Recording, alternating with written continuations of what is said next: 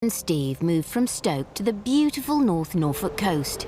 Designer and architect George Clarke followed their progress. Very nice to meet you. Nice to meet you. Hi Steve, how are you, mate? George, all right, how are you? Very good, very good. Beautiful spot, isn't it? Beautiful. Lovely. So what was life like in Stoke? Very hectic. Try and run as many jobs as you could do. Try and bring as much money home as you can. It was a case of, sorry kids, you know, it's bedtime, you know, sorry I haven't seen your dad, but it is time for bed. And we were lucky to get a Sunday where we could spend it as a family. So what's the dream for you and your family? We've always wanted to convert a barn or an old property. And, you know, why live in a city with all the smog when you can come out? I think we'll just have a better quality of life. Follow your dreams. You get this one chance. You know, this is your life.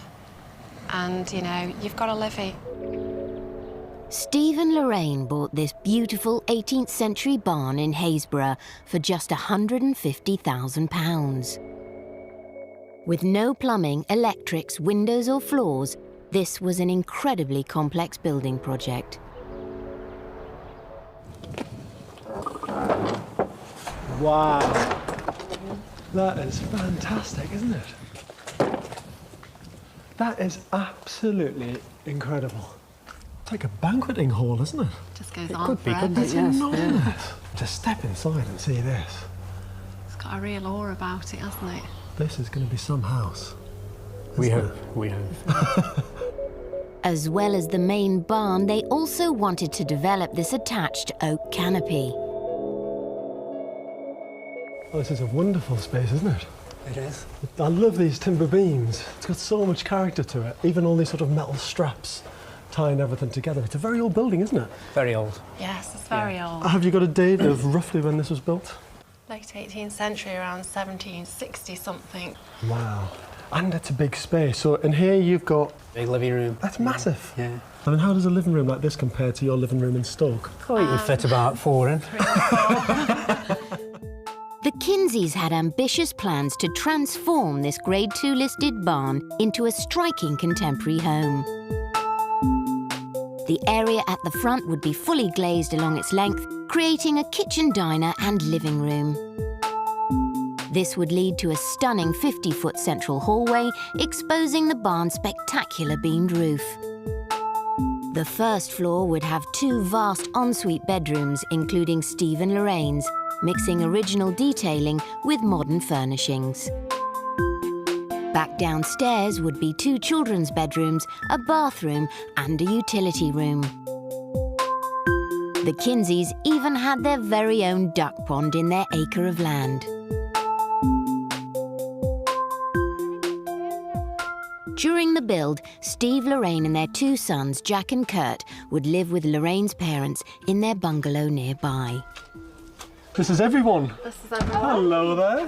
Hi. The Kinseys would work on the barn full-time.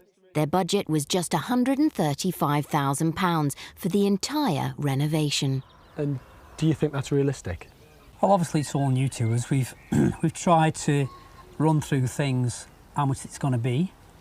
We've come up with a figure just out of Z, basically. It's only guesswork. And who's the one that stays really confident all the time and positive and pushes things on? Not me. Is that true? Yeah. It is, Really? yeah.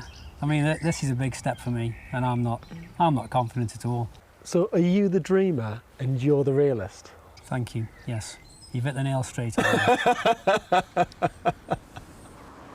A lot of people have taken risks and a lot of people have made real achievements, and without taking that step in faith, you're always going to be just sitting at home wondering what if. But was this a dream too far?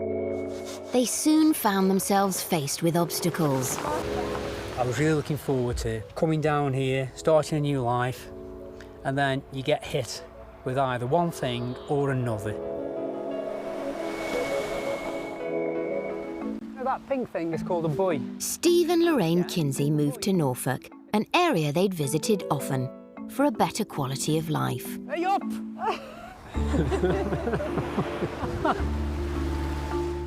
They wanted to convert this enormous 300-year-old barn into a contemporary family home. It was a huge undertaking and test of character. Anybody can achieve a dream. We ain't done it yet. We will, just stay focused. Okay. Steve may have had his doubts, but Lorraine was determined they would pull this off and put the past behind them. Back in Stoke, Steve worked 60-hour weeks and family life was non-existent. And what was it like, Steve, being in that sort of job? We didn't get much quality time together. And the kids didn't see their daddy much, and he didn't do the dad stuff as often as he should have done and wanted to as well. If we hadn't have started to pull it together and spend more time together and start discussing the future, I think we could have easily gone down separate roads. Steve was the first to admit that in the past he hadn't shown enough commitment to his family. I was never in the house, whether I was out working or whether I was out at the pub. You know, I was always getting drunk, and I'm not very proud of my younger days. And I forgot I'd got children. I've done well to keep Lorraine. You know, many times, you know, she could have upped and left, and we've had us rows, obviously, but she stood by me through thick and thin. It sounds like it's something that you probably really needed to do, because if you were still there, you wouldn't have changed. I don't like the old Steve Kinsey, but you know, I like the new one. Yeah. It's just taken a lot of years for me to get there. I want to look after Lorraine. I want to look after my children. You know, I want Lorraine's parents knowing that Lorraine did the right thing by staying with me.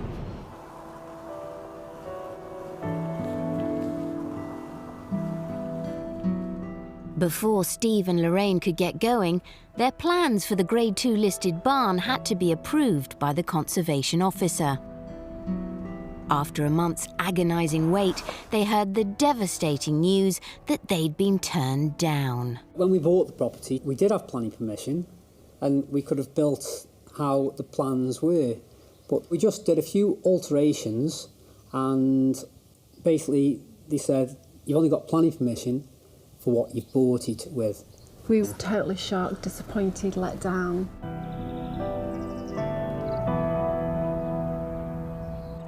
This was a huge setback, and to make matters worse, Steve's commitment started to waver. I was really looking forward to coming down here, starting a new life, and then you get hit with either one thing or another. I'm thinking, stuff, you know, let's sell it on, let somebody else have the hassle. But for Lorraine, this project was about more than bricks and mortar. There was too much at stake for them to ever go back. I wanted for Steve just to appreciate just a good quality of life, a family life. I'm trying to prove to Steve that everything's worth it, that the lifestyle he's given up. This has got to be worth it, and see the kids laugh. And us being happy, and I wanted to fall back in love again.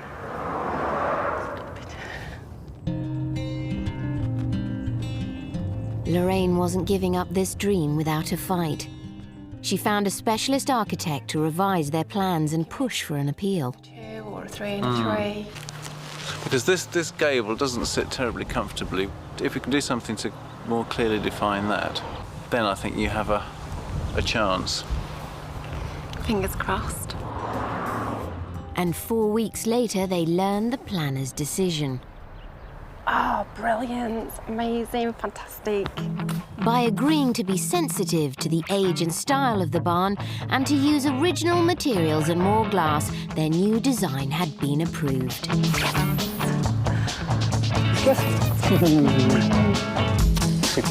This build could now officially begin. Excellent, brilliant, brilliant, brilliant, brilliant.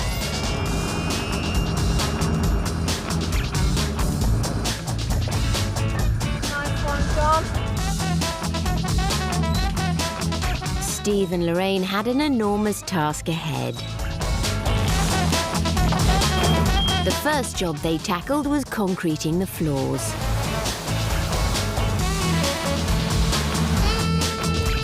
That gives me the buzz, getting stuck into something like this, especially when you know it's going to be your own. you know, for your missus and the kids? I want to go all the way, get it finished and get in. Keen to make up for the delay, Steve spent the next 2 weeks working 12-hour days on site. Steve is just like a ball. He doesn't seem to tire, and he's got such a staying power. But hard work alone was not enough. The Kinseys had very little experience and decided to employ Trevor, a full-time professional builder. Steve's a very hard-working guy. I'm amazed. You know, he's putting a lot into this. He really deserves to have a nice place. That cable, yeah. I've lost about half a stone since I've been here. I think I'll die a lot quicker if I work with Steve on a permanent basis.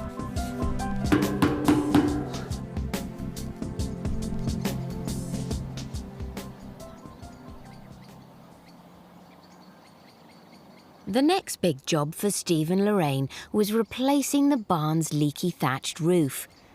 To save money, they decided to strip it themselves. I think that's quite a job for somebody who hasn't done it before, you know, for the first time. Very difficult. There's a lot of it. So they roped in some friends from Stoke to lend a hand for the day.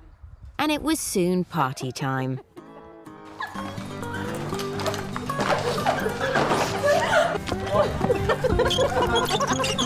That's bloody stupid, Daddy. You bloody... However, it wasn't long before Steve got everyone stuck in. Technique, mateys. I haven't got a clue.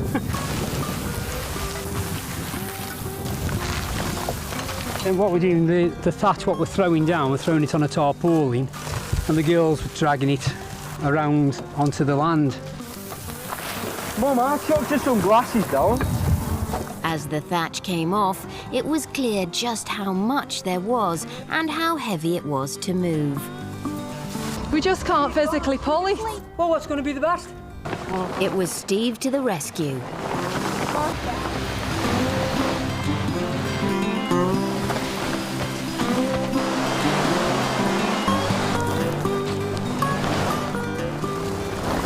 After a long, hard day, thanks to great effort from the team, one side of the roof is cleared.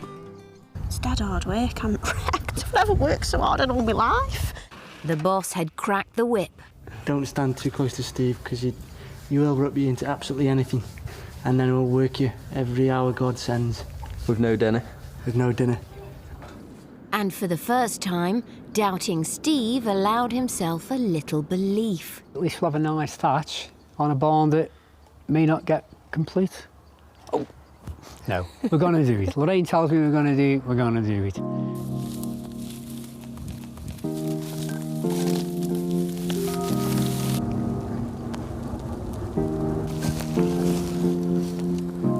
Doesn't look like it takes long to burn it, as it does taking it off. There you go.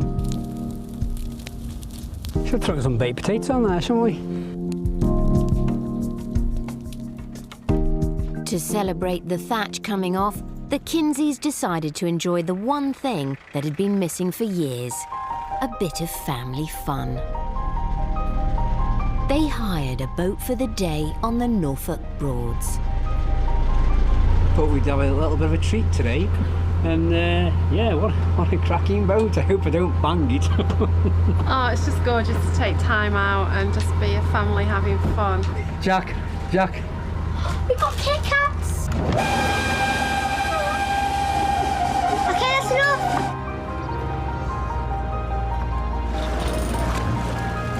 It just takes your mind off the barn, you know. I mean, there's a lot of stressful days up the barn. You know, you're working as hard as you can, you're putting the hours in.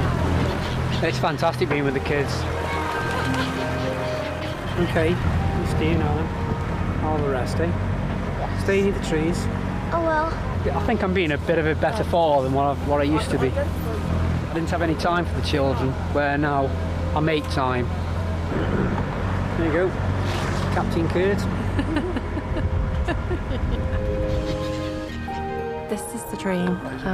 Just so look forward to what's ahead for a future as a family. We're just so lucky to have this around us.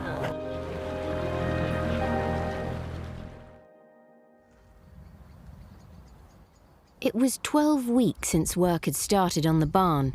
With the Thatchers busy on the roof, George came back to see how Steve and Lorraine were getting on. Good morning. How are you? Hey, Lorraine. You well? George. Good to see you. And you. Hey, mate. How are you, mate? How's it going? Oh, wow. Hopefully all right, mate. That looks great. You've done absolutely loads of work. Well, it's been non-stop since we got the go-ahead. And you've thatched the roof as well. Wow. You've been working your nuts off. I couldn't have put it better myself. Oh, it looks the business, doesn't it? Look at this. Yeah. So you've got kitchen there, entrance hallway here. Yeah.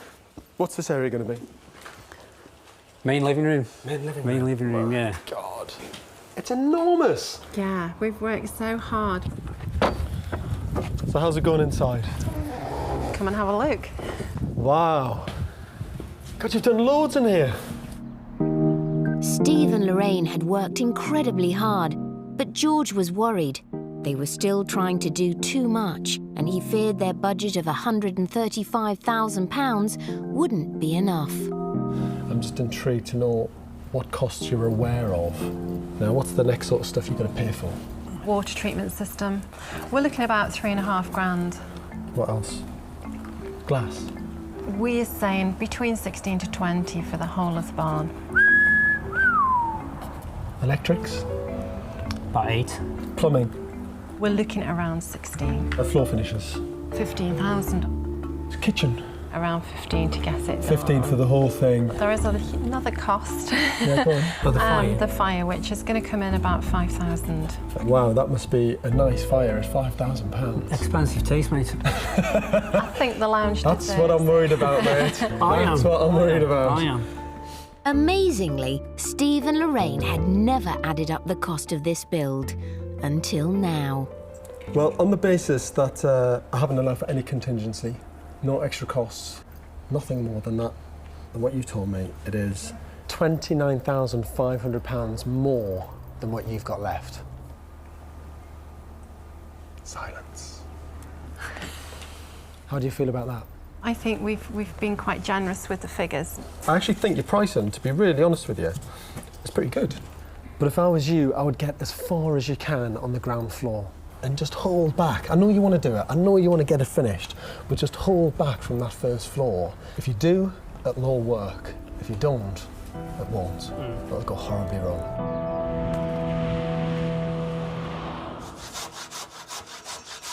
But Lorraine and Steve ignored George's advice and decided to go ahead with the full build on both the ground and the first floor.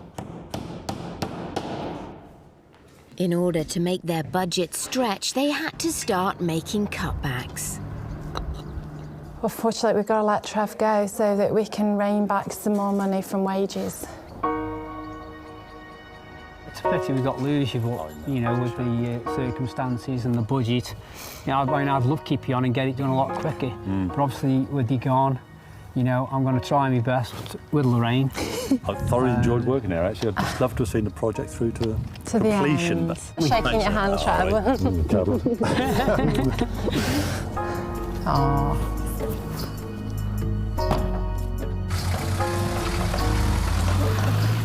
Things have just got to carry on now. Trevor's gone. Obviously, it's going to be at a slower pace because we're a man short.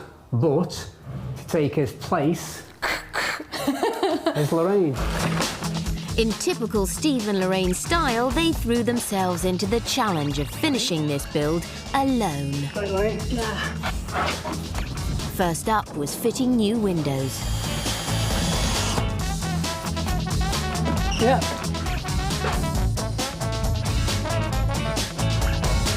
Breathe new life straight into the barn with all the light that's coming in. It's fabulous. Determined for this build not to go bust, Lorraine was on the case to save money, knocking down the price of materials. I'm just inquiring about some plasterboards. Well, our best price so far, I've been ringing round, we've got them at 385. We would pay cash. You'll go 375. No, that's really good. Yeah, fantastic. Lorraine's efforts had been cutting costs, but Steve's had been cutting corners. He'd ripped out an original supporting wood post in the cart barn and replaced it with an 8-foot-high brick wall. This broke conservation laws, and local planning officer Chris Young was sticking to the rule book. It's certainly a serious issue as far as we're concerned. The building's an important late 18th century Grade 2 listed building. From that point of view, where unauthorised work has taken place, technically it's a criminal offence. Steve and Lorraine faced their biggest challenge so far. You have got to follow everything to plan, and we didn't. 5 months ago, Steve and Lorraine moved to Norfolk for a fresh start, for both their family and themselves. They'd been working all hours to convert the 300-year-old barn, but they'd broken conservation laws, which meant they could face prosecution. An urgent meeting was called on site. We'd appreciate we've gone off the plans, totally our fault. I have to say, when I first saw the picture, my first inclination was to prosecute. We obviously have been very naive that we haven't been relaying everything back to you and say, can you come out and have a look, what do you think? Steve and Lorraine pleaded their case and eventually came up with a solution. What about, Chris, if we compromise by having the whole of the red brick featherboarded? If I've got that sort of assurance, then we don't need to worry about enforcement action. That sounds good. If the offending wall was disguised with boarding, it wouldn't have to be knocked down, saving hundreds of pounds and the Kinseys from prosecution. It could have been a hell of a lot worse. We could have been slapped with a prosecution. Thankfully, you're not popping your head out through bars now, and you can't carry on with the build. Well, that's right. I mean, if I got sent down, like Lorraine would have had to have carried on, and I would have been relaxing behind bars at Her Majesty's pleasure. So. Steve and Lorraine could now crack on with the next important phase of this build. This is a big day because down comes the centre wall. They were taking down a 300-year-old wall to join the barn with the canopy area and to create a stunning hallway and centrepiece to their new home. When this is down, this will be another, big feature.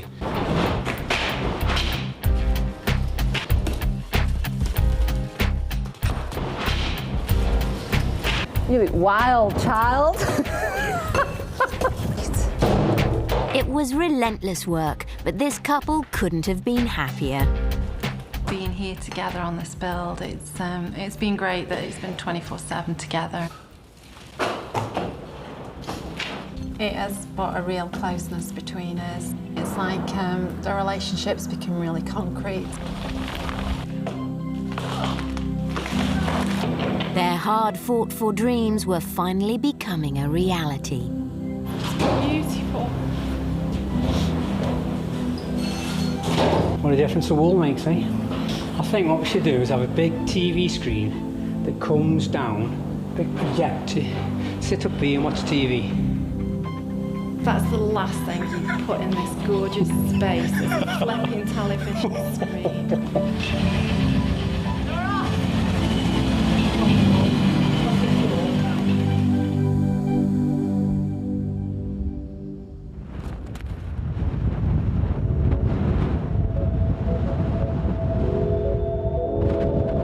It was New Year, and the full force of the British weather bore down on the village of Haysborough.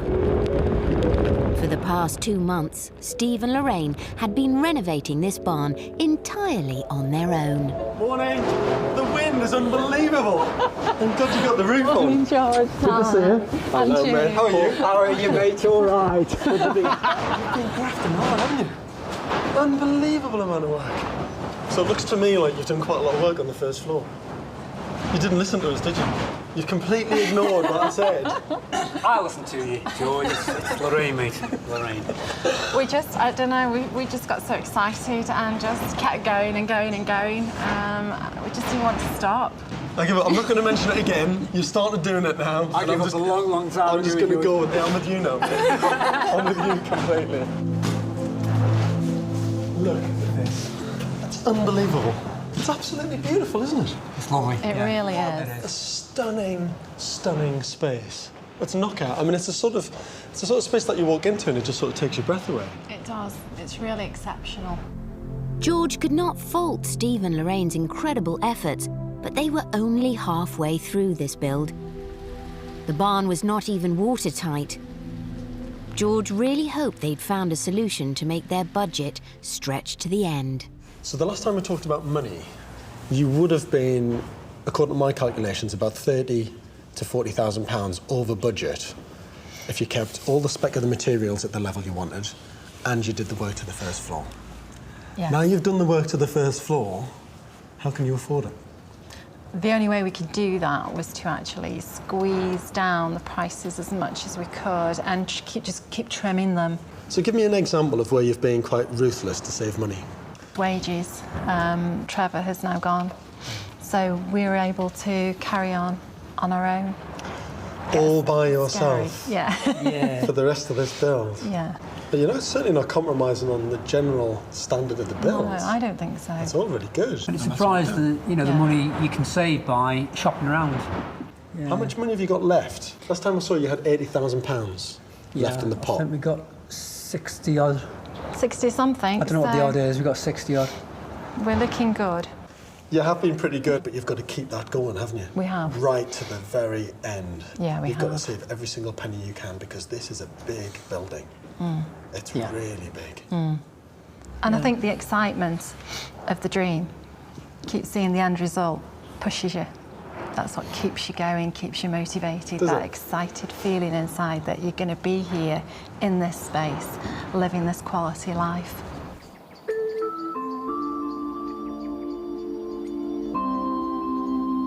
For Steve and Lorraine, the end was within their sights, and they were now working from dawn to dusk to get the barn finished. But all the late nights meant family life was being sacrificed. We're sort of here till very late hours, and I'm having to now pick up the phone and say goodnight to the boys. And it's hard. You know, the little one, he wants Mum tuck him in, and I'm not there. In Lorraine's absence, it had fallen to her mum, Lillian, to look after Jack and Kurt. I feel for my mum because she's not a part-time nan anymore. She's had to be a full-time mother. She's had to be there to take them to the school bus, to sit and to entertain them. Watch this, Jack. Watch. She's just taken over my role, and she's tired. Anything I could do to help, you know, I wouldn't hesitate to do for them. But it doesn't mean that we don't look forward to our own space.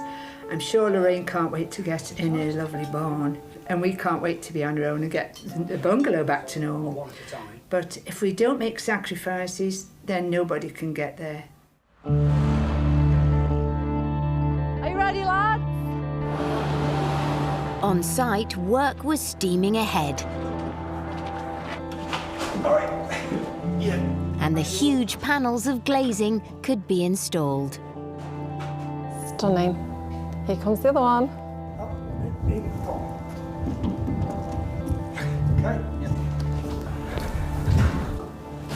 Oh, babe, it's gorgeous.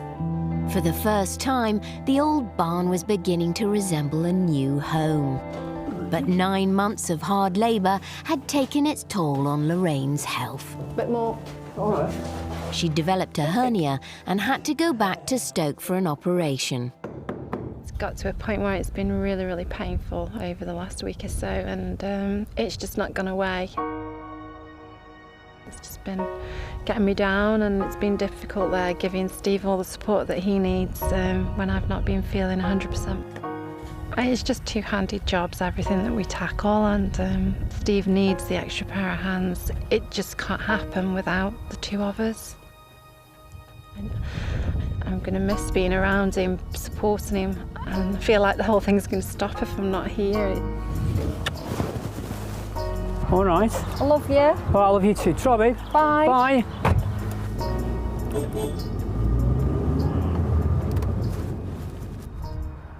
With Lorraine gone, the full responsibility of finishing this build now rested on Steve's shoulders. And there was still an enormous amount to do. Starting with a very complicated plumbing system, there was more than 2,000 metres of underfloor heating pipework to lay, and just not enough hours in the day. Some days I've been getting here about 7, but I've been stopping till about 9 o'clock at night, rushing home, having a bit of tea, shower, and straight bed. And then I still wake up then about 5 o'clock in the morning, and then I start thinking, how am I going to do that? Probably lost another stone. I'm feeling it. It's just been very, very stressful. At the bungalow, there was good news from the hospital. Oh, that's smashing. OK, sweetheart. Love you to bits. Your mum, Jack, has had her operation, and she come out of the theatre about an hour ago, and she's doing fine. Isn't that nice? Now it's all done, let's pray that everything's fine and she can get back to normal and we can get the barn finished, and then that's it. Won't that be great, Kurt, eh? Be great. Lorraine was on the road to recovery, but would be out of action for weeks. It's going to be very strange not having Lorraine around. You know, I'll miss her a lot, more than what she probably thinks. I will. I'll miss the company. But Steve was determined to rise to the challenge of finishing this home for his family. You know, we've come this far. We're near the end now, and I know we're going to get there and do it.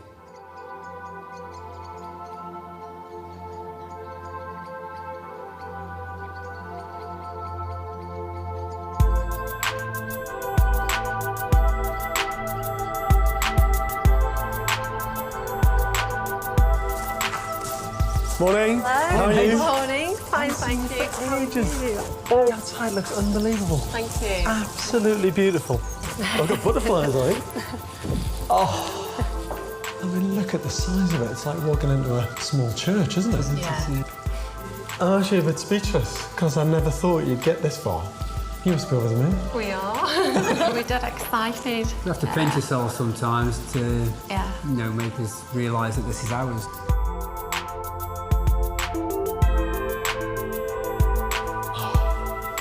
Look at the size of this room. I can't believe it. It's absolutely massive. We've tried to bring a little bit of new to the old, and it's worked out right. It works. And I love the way that you've kept the trusses exposed, so you've got 1, 2, and then the third truss right on the outside. It's stunning. Beautiful. And the amount of work that it must have taken you to clean up all these timbers everywhere. Hard work, Your lots elbow of grease. achy elbows and joints, yeah, but I think they look incredible and well worth the effort. Steve and Lorraine's hard graft was evident everywhere. Every beam and every brick had been lovingly restored. And the mix of original detail with contemporary finishes looked terrific. So the kitchen is as good as the rest? Oh, look at this. It's amazing. We wanted to get everything really nice and good quality so that nothing was shabby and nothing was going to wear out too soon. It's done. I just could never put this kind of effort into anywhere else and have the same sort of drive and feeling about it. For us, this is home forever. And what an amazing home it was. Upstairs, the open plan design was a real success. The mezzanine led to 2 vast bedrooms.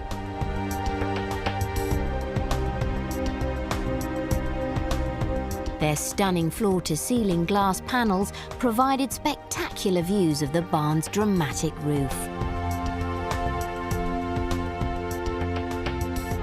Steve and Lorraine's bedroom was beautiful and wonderfully romantic.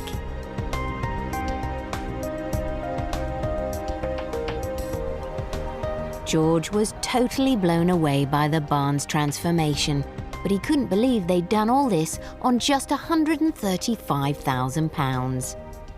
So come on then, the building looks fantastic, but that must have come at a very, very high price. How much did it cost you? 16 over. 16,000 over. Is that all? Yeah. 135,000 to 151. Yeah. No way. Honestly. Yeah. No way. But what that proves is that because of your hard work and your relentless commitment to this project, you've saved a fortune. Because this wouldn't be here today at the standard it is without Steve. You can have your design ideas and your dreams, but without the commitment and the sheer hard work, the dream wouldn't happen, would it? You know, Lorraine keeps telling me I can do these things, and I keep believing it, and sure enough, we get them done. Honestly, I'm the perfect team. The perfect team, and you know what? You deserve this more than anyone. Oh, God, you. do. The Kinseys now had the perfect home. But this move was about more than bricks and mortar. It was about rebuilding their family life. Over the last year, Steve had been determined to demonstrate a new commitment to Lorraine and the boys. I think our life is about to start. I want to spend a load of time with Lorraine and the kids now. And I just think they're going to love it. I'm going to make sure that they love it.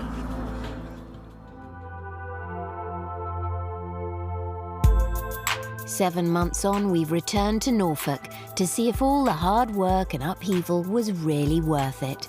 If I had the chance to do it again, I'd have probably been better informed, and I'd have been a lot less stressed. Would I do it again? No.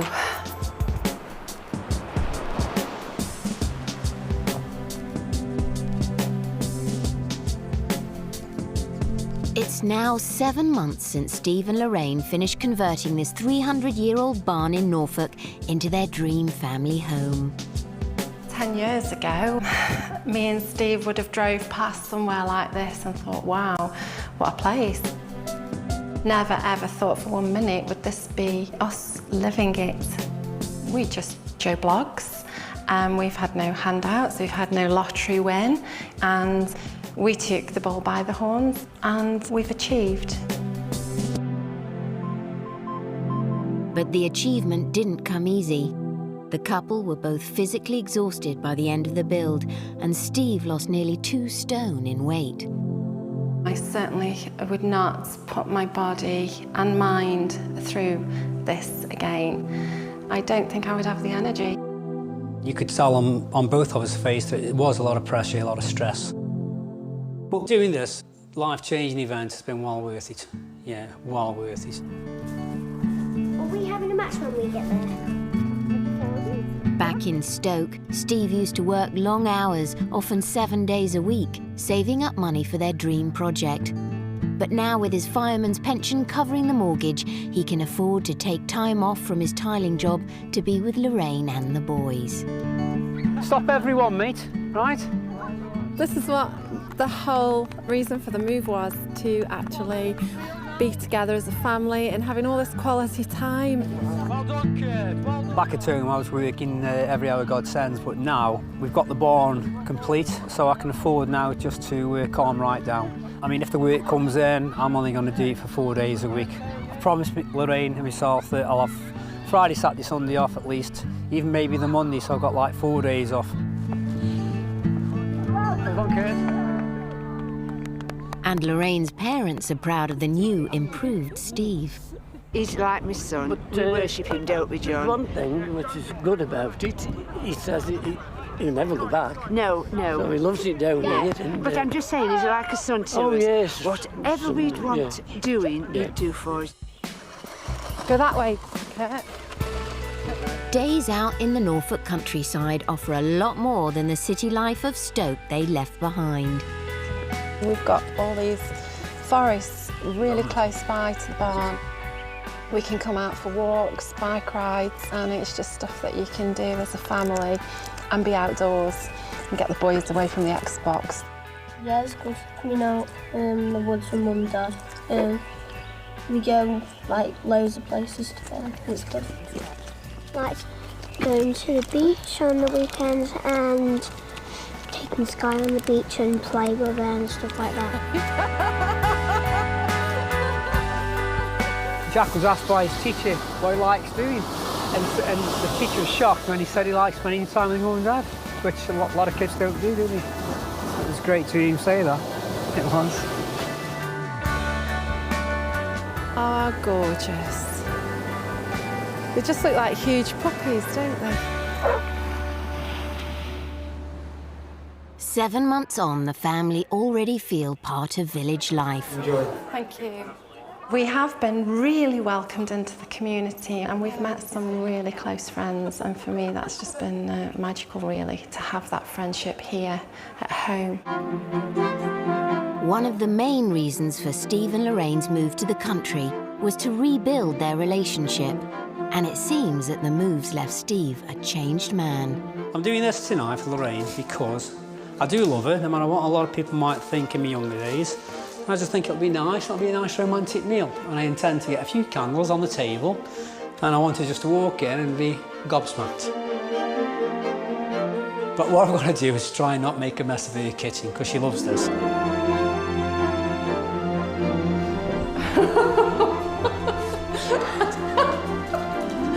didn't believe it. Oh. Just go get some black pepper for you. All right, stop laughing now. Oh, I love the new Steve. This is great. You can have more days off. Cheers. Cheers. Cheers, babe. I've learned to myself that I can change. I can be a different person. They always say a leopard can't change its spots. Well, at the moment I have, and it's working, and I shan't go back to the old Steve. I've got this totally new man. He's more than proved his love and commitment to us as a family and me as a wife. It was a huge gamble for the Kinseys to move 250 miles with their marriage at a crossroads. This project would have pulled most couples apart, but the shared experience of renovating this 300-year-old barn has made their relationship stronger than ever.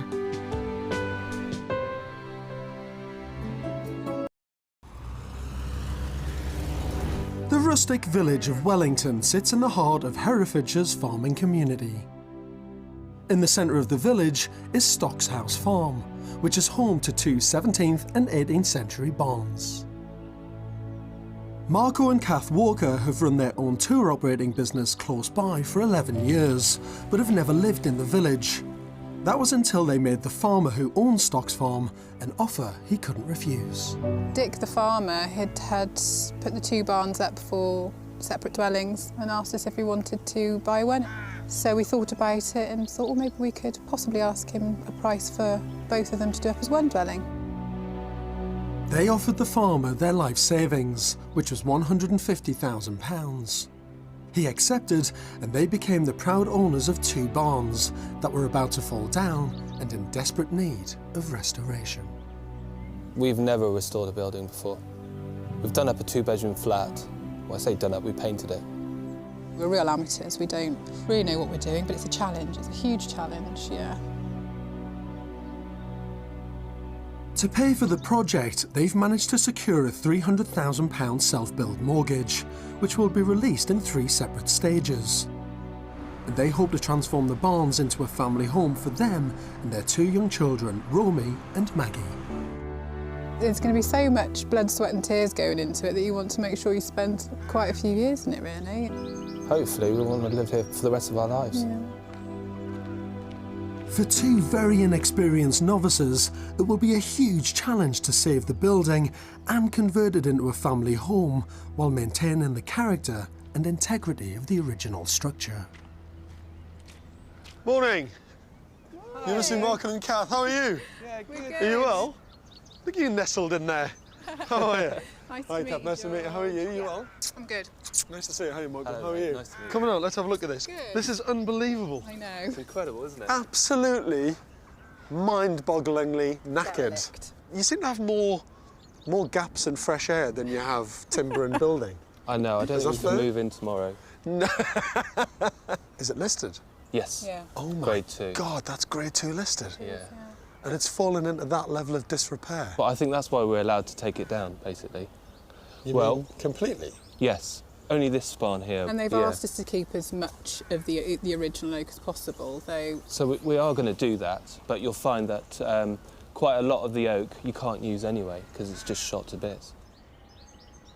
The barns are in a terrible state of disrepair. I'm surprised they're still standing. Have you ever done a restoration project before? No, not at all. Have you done a building project before? Lego. Lego? Yeah. We're just out of our minds, you know. We are out of our depth, for sure. It's something that we're kind of scared about. We're hoping that at the end of it we'll think it was worth it. Yeah. Both barns form part of Stock's House Farm, and over the years have been used for keeping cattle and for drying grain. The 17th century cattle barn is an oak-framed structure, and the later 18th century barn is made from brick. They have a combined space of 3,000 square feet. It's pretty well propped up, isn't it, by kind of anything? This is our kitchen, actually. This is your kitchen? Yeah. You've got little bits of acro prop here, propping it up. I mean, this is amazing. Look, We're hoping this you is have gonna actually go. you've got the Lego blocks out. It's a matrix of stuff to just keep it together. But you're taking it down and you're reusing as much as you possibly can. Absolutely, yeah. But I mean, let's be honest. Looking at how much can actually be reused from this. It's minimal. You know, look, I mean, that's timber. That is a couple of 100 years old, nearly. Really. The amount of new build needed in this is way more than what you're going to preserve of the old, isn't it? Yeah. Oh, yeah, absolutely. We know that it is minimal what we can keep. The oak barn was used for cattle and for storing grain, and originally had a thatched roof. The brick barn alongside with a tiled roof was added later and is known as a combination barn. Here, grain was stored separately above the cattle and was dried from the warmth of the animals below. The brick barn is in slightly better condition, but together both barns present a massive challenge to Marco and Kath. Look at that! This is way better than the other side. Yeah. Loads better. I feel much better about it now. Yeah. You've got all of these fantastic timbers. This is beautiful, isn't it? Yeah, this is really... Yeah, this is lovely. This bit is actually the best bit of both barns, really. It's well preserved, it's dry, so it just needs a lick of paint, really. In fairness, the one next door, because it's now going to be predominantly new build, you're kind of starting from scratch, which is a lot easier. As soon as you're dealing with all the existing window positions with it being listed, you've got so many more constraints with the design that it's actually harder to crack that. I think you're right. New build is much easier than restoration. Sure. This project is a tale of two halves, with the oak barn needing a total rebuild and the brick barn having to undergo a slow restoration process.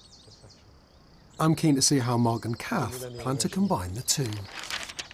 So, ground floor plan. Yeah. Just talk me through it. The barns are Grade 2 listed, so the designs and all building materials will need to be approved by both the local planners and conservation officers. Downstairs in the brick barn, there'll be a hallway, games room and a guest bedroom with ensuite bathroom. The oak barn contains an open-plan kitchen, living area and utility room. Upstairs, they've designed 4 bedrooms with 3 ensuite bathrooms. There's also a large gallery landing and a study. At the minute, all of that end of the building is plugged with kitchen, utility room, toilet. You've got to think about where the sun is. Yeah. Yep. So the middle of the day, you've got all the sunlight here, but the only room benefiting from that is your utility room in the back of your kitchen. Your toilet, your one sole ground floor loo, is opening right onto your living space. I can see it. Yeah. That's going to put me right off my dinner. Yeah. You do not want your toilet next to your dining room. I want them to locate their main living spaces where there's the most natural light. You flip the utility space in the toilet, which is in the wrong spot, and you put it in the most boring part of the house. Absolutely. Over there. Yeah? Yeah. I've also got another idea as to how they can create more space. 2 staircases doesn't make any sense. I think you should have big hallway, big staircase. Lose the other staircase completely because you don't need it, it's a waste of space. And then you've done it. Just email me it.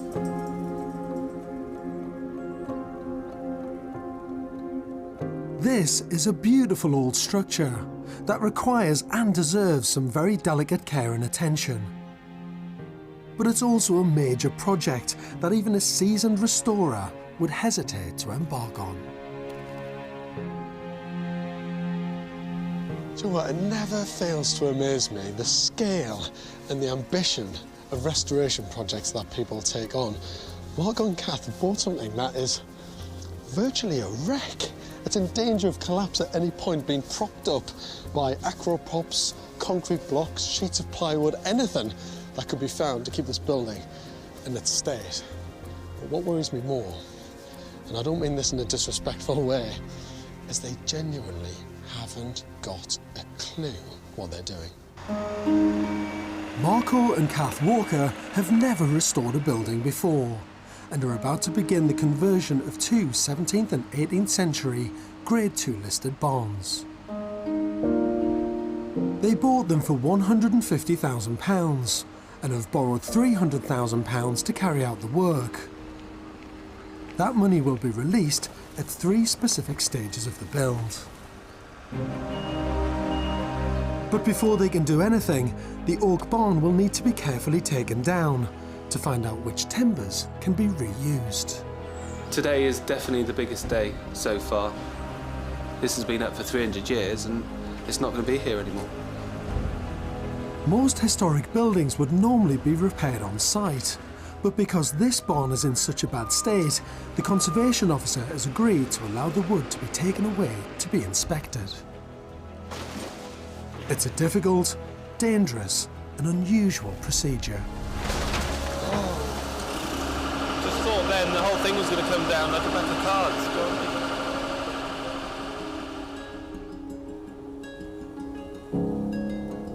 With the oak barn now dismantled, winter takes hold on site. Luckily for Marco, the restoration of the oak frame is being done undercover. I love these places. Yeah. I've come to Border Oak, a local timber framing company, to see how work is progressing.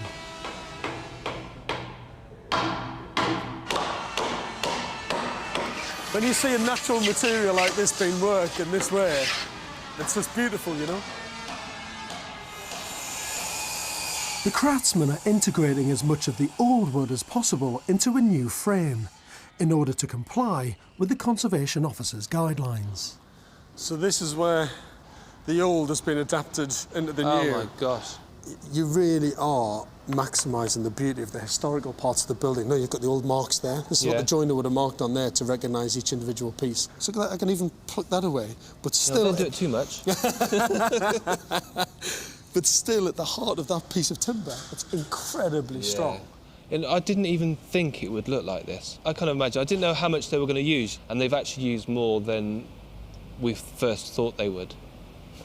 All that stuff we've looked at before is really nice mortars and tenon joints. But when it comes to mixing old and new, look at this joint. Wow. This is a scarf joint where they've taken an old bit of timber, cut it into a very strong shape, actually, where it can just slot in and perfectly blend with a new piece of timber. God, that's incredible, isn't it? I mean, it's not easy, and it takes a fantastic craftsman to do it, because you've got to get the shape and the cut absolutely right. I think it's beautiful. Yeah, it's a stunning, stunning, seamless, beautiful way of mixing old and new.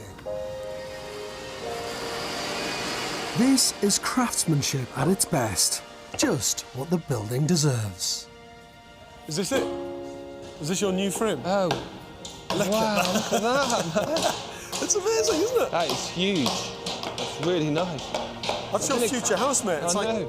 You know, and to build a building out of this stuff is brilliant, because it can all be done in the workshop, all in controlled conditions, beautifully made, brought to site, lifted up in place, get the roof on, bosh. Job done. Lovely, isn't it? Yeah, it's Look at really, that really timber. nice.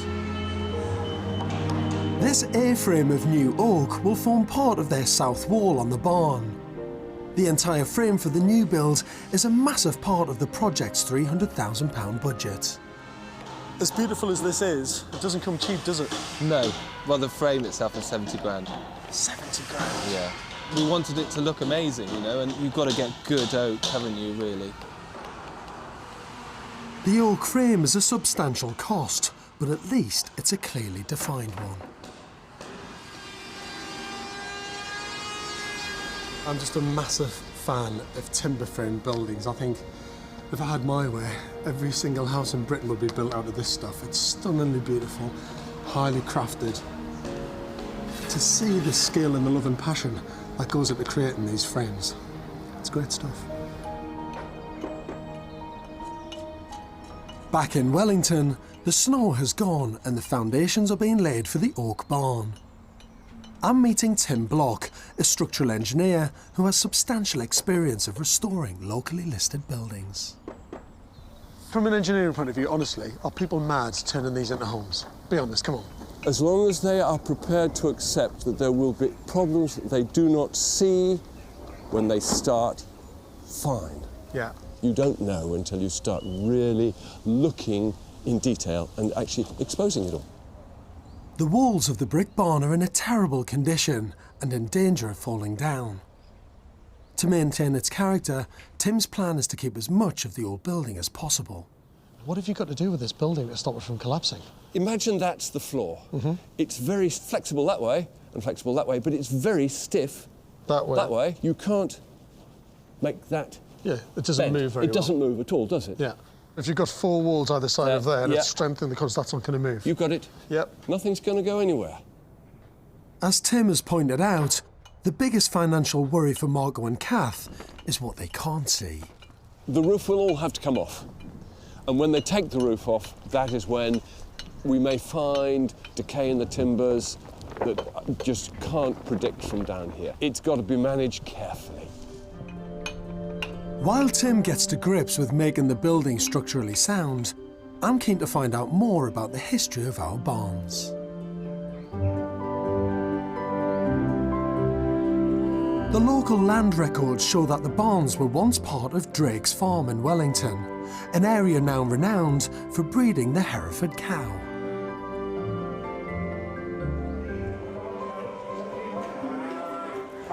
So I've come to the nearby Hereford cattle market to meet agricultural historian Nicola Verdon to see if we can identify when and why the barns were first built. So, Nicola, I've been digging around trying to do some research, and on the land tax records for the parish of Wellington, it says here in 1781, the land was named Drake's Farm. But then if you jump ahead just to 2 years later, to the tax records of 1783, it's actually renamed the Stocks House. Well, that would signify to us the transformation that's taking place on the farm. So it's probably changing from concentration on arable to concentration on stock. And it must have been a real success for the farm, actually. Physically, there must have been a transformation with the buildings, because when we jump ahead to 1855, these are the sales particulars for the Stocks House Farm. And it lists everything in it. It says a farmyard with barn, cattle sheds, wagon, cart shed, stable and gig house, and the feeding yard with large barn, cow shed and cattle shed. That is the exact area where our barn stands. Yes, this is a farm that's kind of changed its nature of production to be much more centrally about livestock, and the nature of the buildings and what they were actually used for is clearly changing over the course of the late 18th century. During the Industrial Revolution, there was great change in the nation's eating habits. On average, the population was becoming wealthier, and with better living standards, there was new demand for nutritious meat. It was boom time for the Herefordshire farmers. The Hereford is a cow that's literally been exported worldwide. Today there's about 5 million of them, and we can have a look here. This is a herd book from the mid-19th century, which was an attempt, really one of the first attempts to trace the lineage of certain breeds. And this fine fella here is Wellington, the bull. He's a big, He's a big beast, isn't he? Yeah. And if we turn to the description of him, you see here, Wellington, carved in 1808, bred by Mr. B. Tompkins, purchased in 1816 for the sum of £283 10 shillings. It's about £10,000 in today's money. That is incredible. And so Mr. B. Tompkins sounds like he was quite an entrepreneurial breeder at the time. Absolutely. He's actually the forefather of the Hereford breed. And interestingly for us, Mr. Tompkins is breeding his Hereford cattle on the same estate as our farm. You're kidding me. With farmers like Tompkins making big money from cattle, this cash was being reinvested into much-needed farm buildings. The fact that our barns still stand today is testament to the quality of the building and their importance to the area. It's been 3 months since the old timber barn was taken down, and Marco and Kath's brave investment in the new frame has paid off as the carpenters assemble the main structure. Yeah, that's the old gate pin made by a blacksmith, look. Folded over on the forge, look. Back to his original place. The A-frame is a very simple kit of parts that is erected on site very quickly. Oh. This barn has been brought back to life, piece by piece. Finally starting to look like a house. So we've got all that glass there, all the sunlight coming in through there into our bedroom. That's going to be absolutely peachy, that is. It's a matrix of joists, beams and posts. But once the frame is finally in place, Marco and Kath are concerned that the internal structural design isn't what they imagined. Originally, when we first had the plans done, the post wasn't in, but then the company that provided our frame said it has to be in to support this big beam here. So consequently, that means that our kitchen is reduced in size. So, and actually here, right in front of the post, is going to be a peninsula, so it's quite an important part of the kitchen. You know, this room is probably the most important room in the house. It's frustrating. Marco and Kath had always thought their design would be an uncluttered open-plan space, so having supporting posts in the middle of it is a real problem. Because restoration is such a new experience for Marco and Kath, I've brought them to an 18th century barn in Oxfordshire. I want to show them how successful a restoration project can be if you're on top of the design decisions throughout every stage of the project. Feast your eyes on this. Look at that. What a space, eh? What I love about this particular barn conversion is that it combines modern design and technology with tradition, which means the building hasn't lost its integrity. To make this even more open plan, if they wanted to, watch this. No. It moves. My God. That's incredible. How mad is that? It's brilliant, isn't it? That's amazing. This design isn't only about the big grand features, but it's also clever on the small details. Dining table like this, you think, relatively traditional, and then here at the end, you pull down a drawer, or what looks like a drawer, and there's a socket in there. That is awesome. So if someone wants to sit there with their laptop, and the battery starts running down, they don't have to lift it up and carry it somewhere else to plug it in. When you do open plan, you've got to be really clever about where all the socket points are. This visit is also a chance for me to help Marco and Kath resolve their problem with the structural posts impeding the open plan design of their kitchen. If that's your peninsula unit there, and the post was, say, there, so 1.5, 1.6, 1.7 metres away, then you've got enough room to be able to walk through it comfortably, and you've got enough room, like the guys have got here, to have breakfast bar with the column behind you. Your column is like there. It's really annoying. It's right in the way. Where if it's moved to here, within the kitchen, it doesn't become an obstruction anymore. You in effect move the entire kitchen over so that the post is absorbed within the peninsula unit. I definitely agree with that. As first-time restorers, Marco and Kath need as much inspiration as they can get, as every mistake can prove costly. It's actually woken us up a bit, because we're plodding along, while the structure's going up.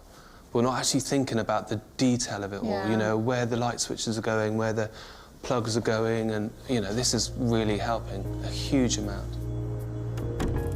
It's been so worthwhile bringing Kath and Marco here, because what they've realised is to make a project look beautiful and elegant and simple is to get the detail absolutely right. But what I'm worried about is these are things that they should have thought about quite some time ago, and they're under huge pressure to get it absolutely right.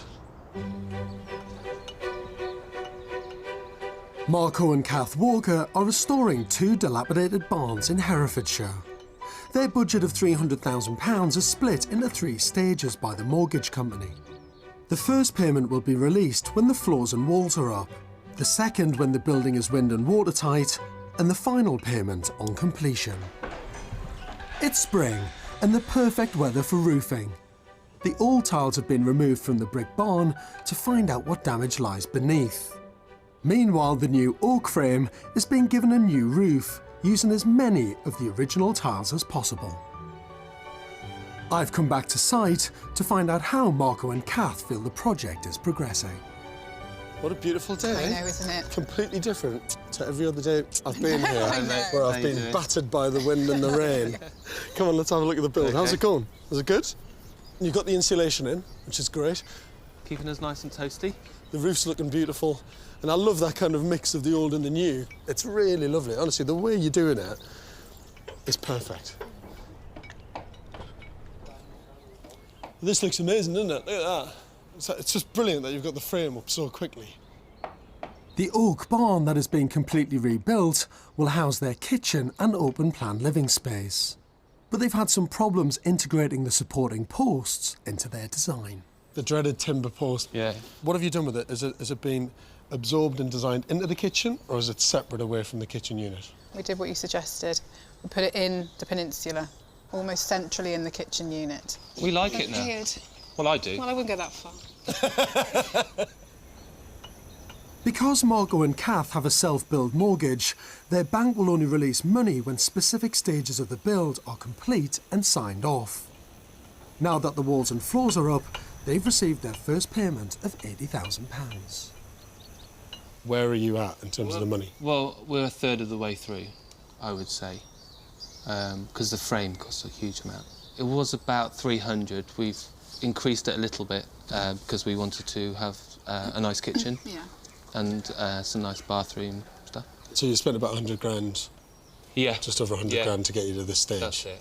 Just don't get caught out in that bit where, you know, the bill's at a certain stage, but you still haven't paid those bills yet. Yeah. You get lulled into a false sense of security because the money's always a couple of steps behind where the bill's actually at, so don't get caught out at the end, just keep an eye on it. I can't actually wait until I don't have big bills landing on my doorstep.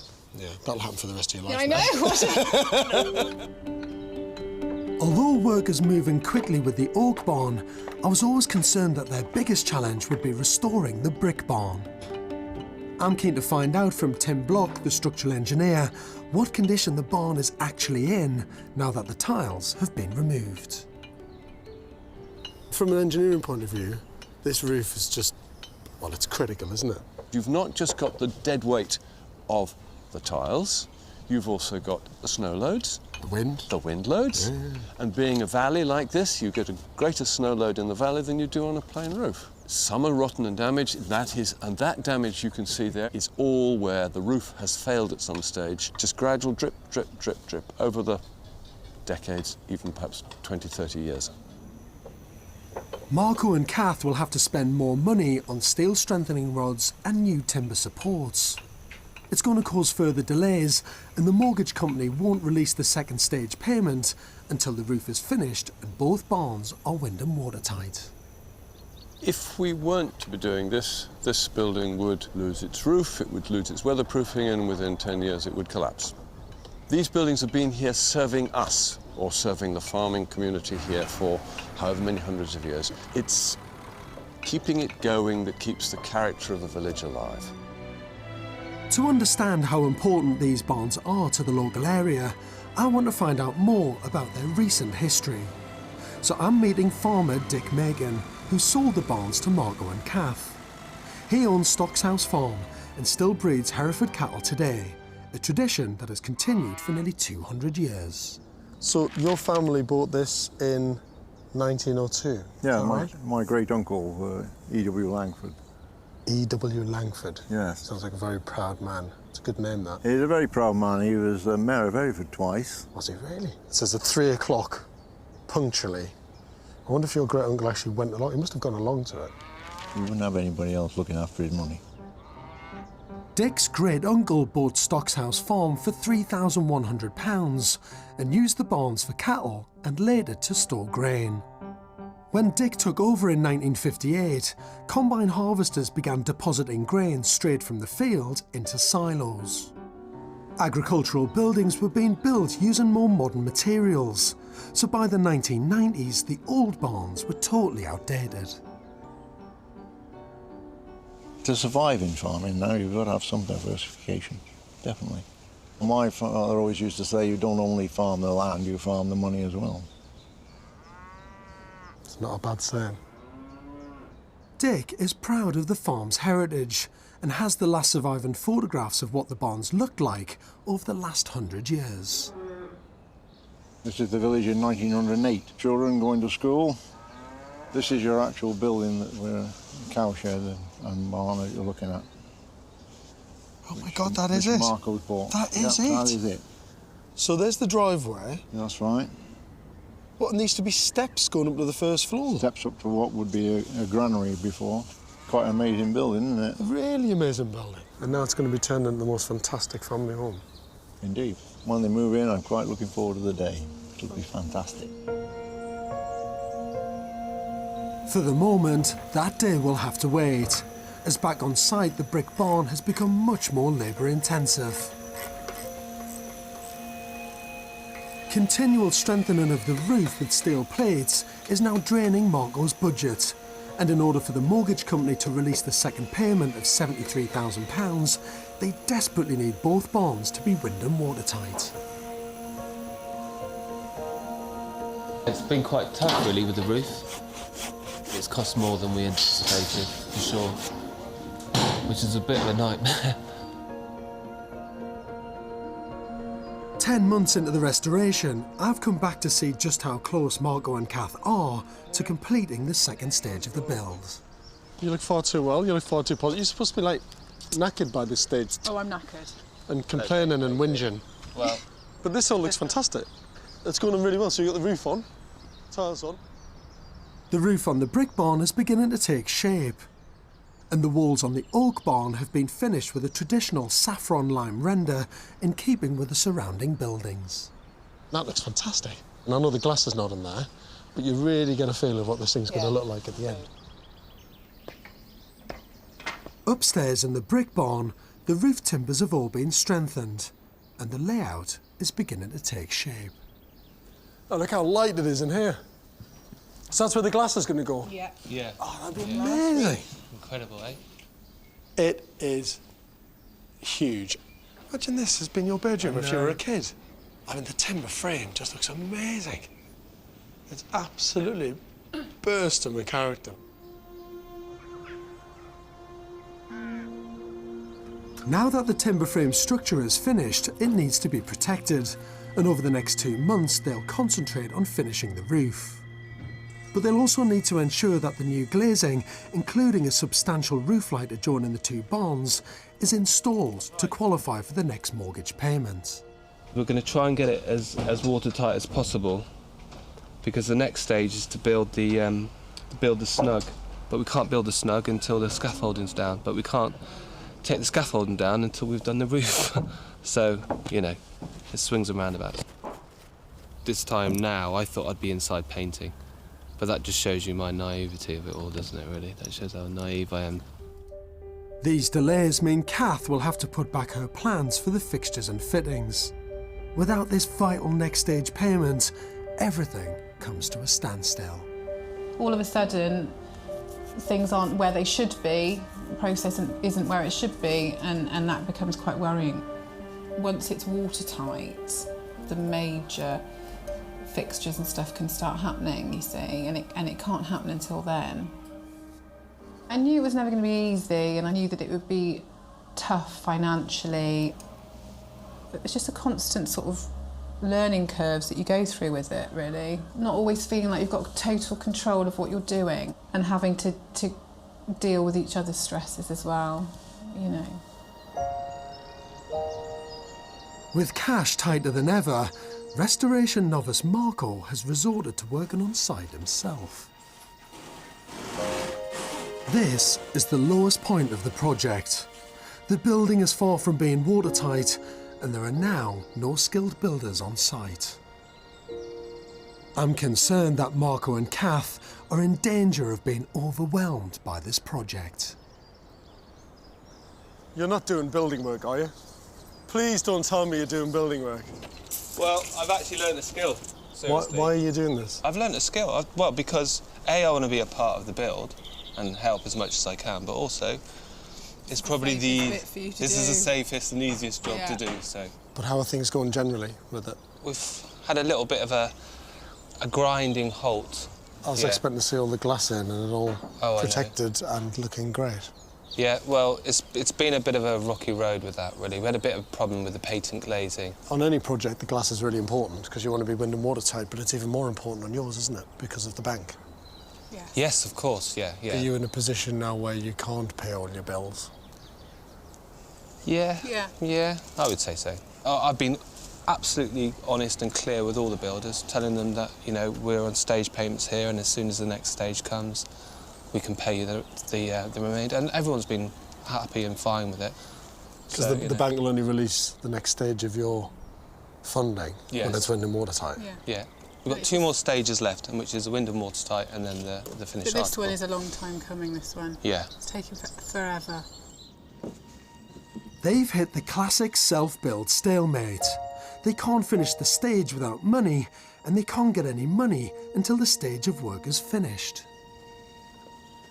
How's money going kind of generally in terms of the budget? I would say at the end we're probably going to be about 3 to 5% over. We're not going to do every single ensuite. But there is still a lot to do. There's loads. I mean, there's loads to do. yeah, Think about it. You know, all the plasterboarding, staircase to go in, kitchen to go in, loads of joinery work, skirting boards. I think you feel quite positive about it, but I don't, because I just don't see how I'm just determined to do it. Done. I mean, I'll do whatever I need to do. I'll paint as much as all day and all night, you know? Yeah, and we'll both do that. You know, and as long as you've got that kind of really. mindset, you can try your best. And if you fail, so what? At least you've tried. Yeah. Having taken on such an ambitious build, and now desperately short of cash, Marco and Kath are having to make compromises. This is Romy's room. You're going to plasterboard it out, paint it, decorate it, get the electrics working, have it as a working room, but just not finish that one. Yeah. It's like a little But then you've got to think about the floor as well, because it eventually will be a bathroom. What's the floor going to be? Well, I would like timber. I think Marco wants carpet. In our room. How do we overcome that major decision in life? Coin. A coin? We're not having carpet in our room. No. It'll be carpet or timber. Well, carpet's going to be cheaper and quicker. Yeah. I'd It's do not carpet. necessarily cost-effective, though, because it gets filthy and then you have to change it. Well, the carpet? Yeah. Why don't you wash it? We get a carpet cleaner. That's me, on my hands and knees, with a bucket and some Right. soapy water.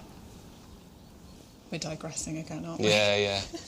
There's key decisions you need to make to finish it off Yeah. within your budget and to be able to move in. Obviously, it's a false economy, putting something down that you're going to rip up 3 months later and do it again. Yeah. What's the point in that? And this applies to every single part of the build when you're pushing to get something finished without enough money.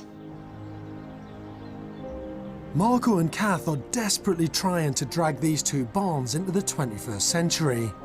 But there comes a point where hard work and passion for the building just isn't enough. On every restoration project, there comes a point where it's a bit of a crisis.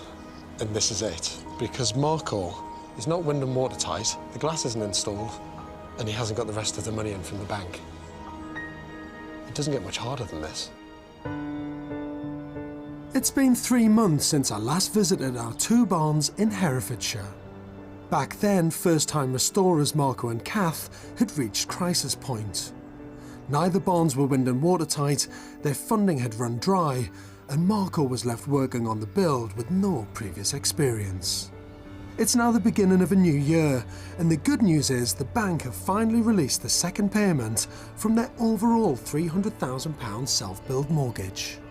This has been a massive relief for Marco and Kath. I've come back to find out what they've managed to complete on this ambitious project. Morning! How are you? Welcome. So good to see you. Thank you well? you. How are you? I'm good, thanks. Is it done?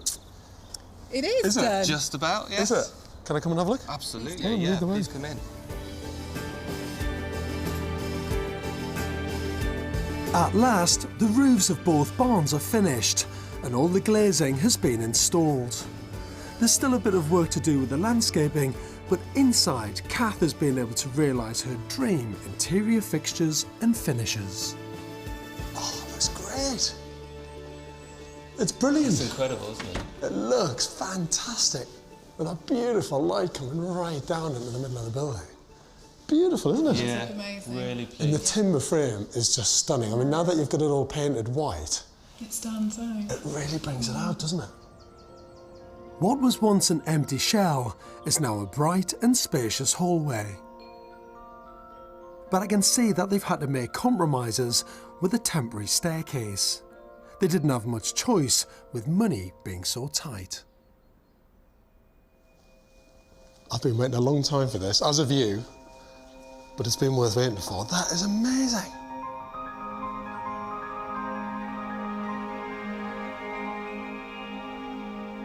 For Marco and Kath, the ground floor living space was always going to be the most important part of the design. Before the new oak frame construction was erected, the old timber barn was in a terrible state of disrepair and was about to fall down. Now they've created a spacious living area that combines the kitchen, dining and living room, a fantastic space for the family to entertain. What you've done brilliantly is you've designed it as a series of very clear zones. The living zone, slightly sunken down, the dining, eating area, another zone right in the heart of the plan, and then the kitchen zone, cooking, right at the very back. Yeah. Very distinct, really simple, really clever. Yeah. The kitchen looks beautiful. Going to that barn in Oxfordshire, that really, really helped. That confirmed how we'd want our kitchen layout to be. Yeah. We, even to the tiny detail of the lights, I mean, we nicked that idea from we the... did. Love the worktop. Yeah, concrete. Raw, rough, tough concrete, but then really smart, smooth doors beneath. I just love the way you've played everything back and kept it neutral, because for me, that then celebrates the timber frame. Right. Yeah. It is a beautiful timber frame building. Amazing. Upstairs is a triumph. All the hard work that went into making the roof of the brick barn structurally sound, while keeping as much of the original timber frame in place, has meant that they've reclaimed this building in a beautiful and dignified way. It's a sign of a good building when you just go over and want to kind of touch bits of it all the time and think, God, just how lovely that is and how tactile that is. And the history behind all of this is magical, you know? They've finished both the girls' bedrooms, and the study sits elegantly on the upstairs landing.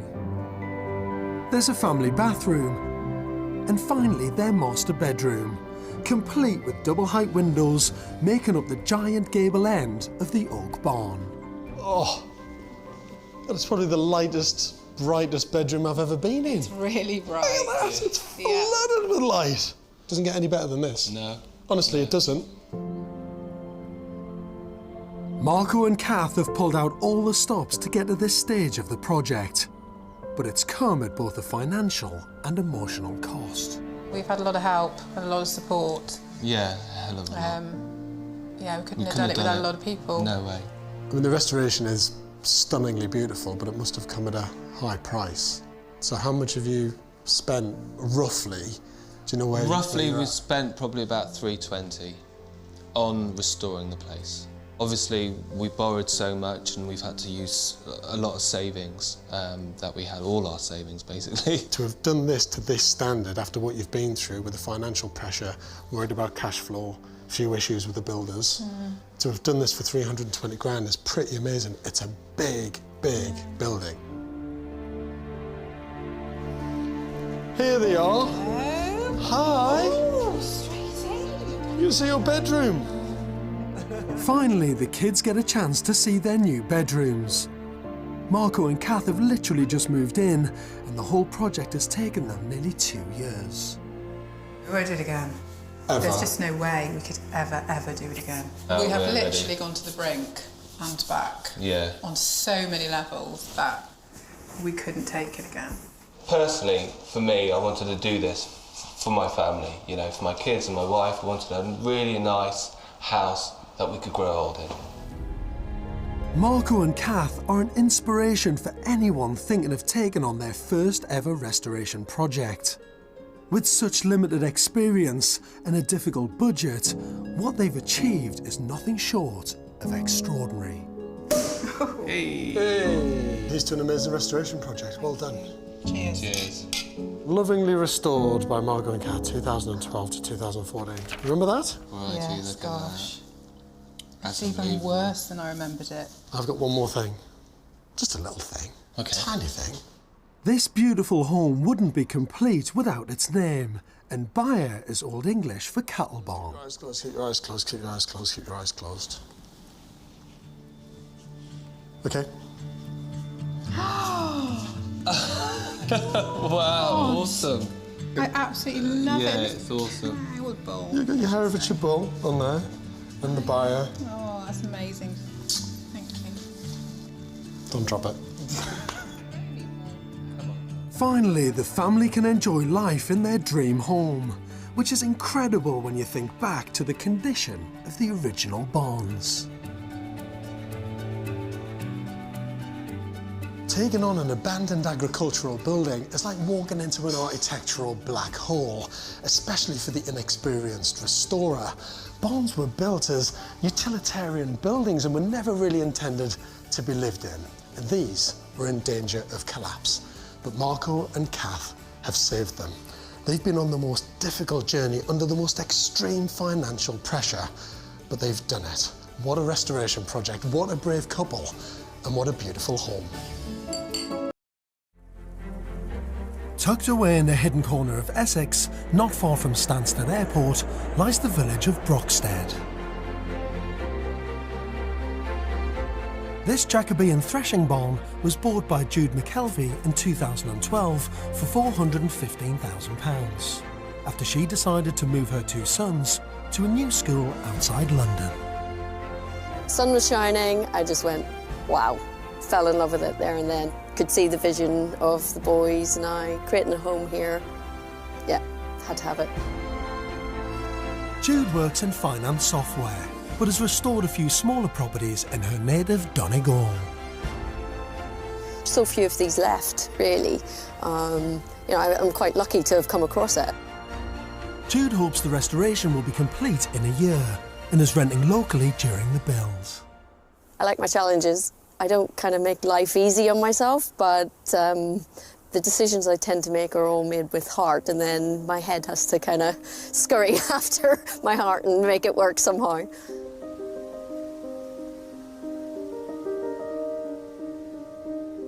I'll be on hand to help and advise Jude on her journey to restore this abandoned building, which I'm sure will throw up many challenges.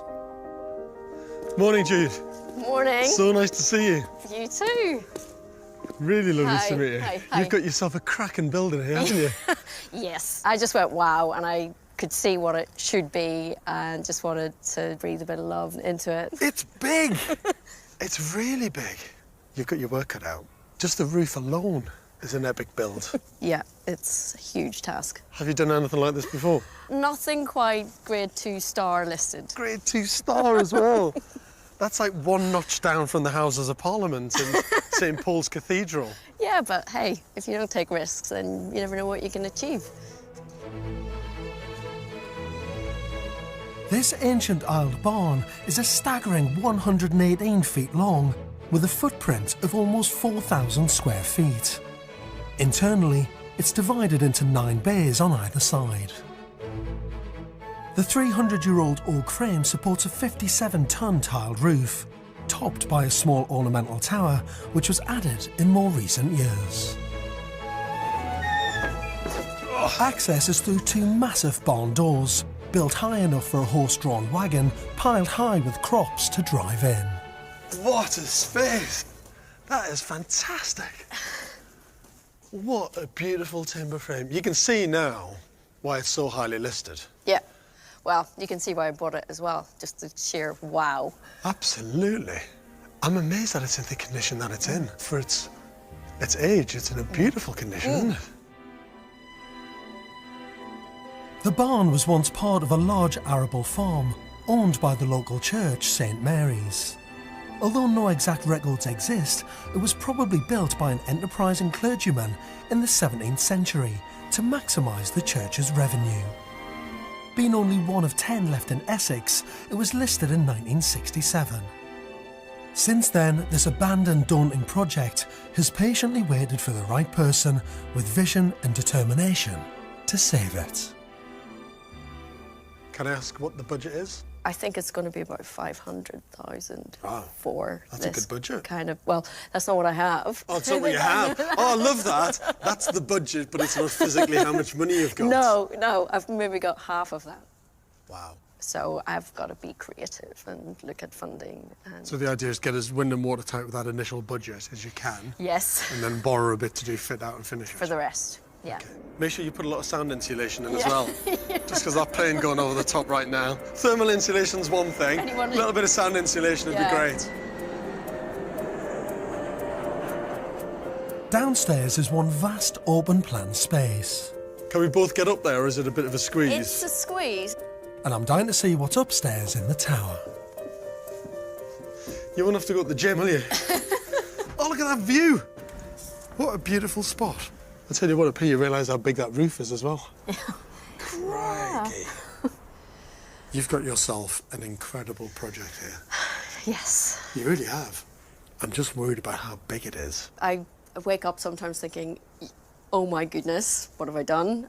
But, you know, you've got to keep a positive, energetic outlook on it. And it is what it is. I'll do my best to make it work. Hopefully it will. And that's all I can kind of do, really.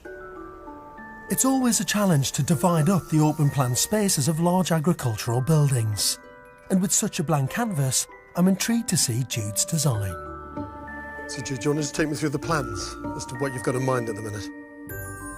Jude wants to keep the barn as open plan as possible. At the south end, the front door opens into the main living space, comprising a vast double-height kitchen, dining area and communal living space.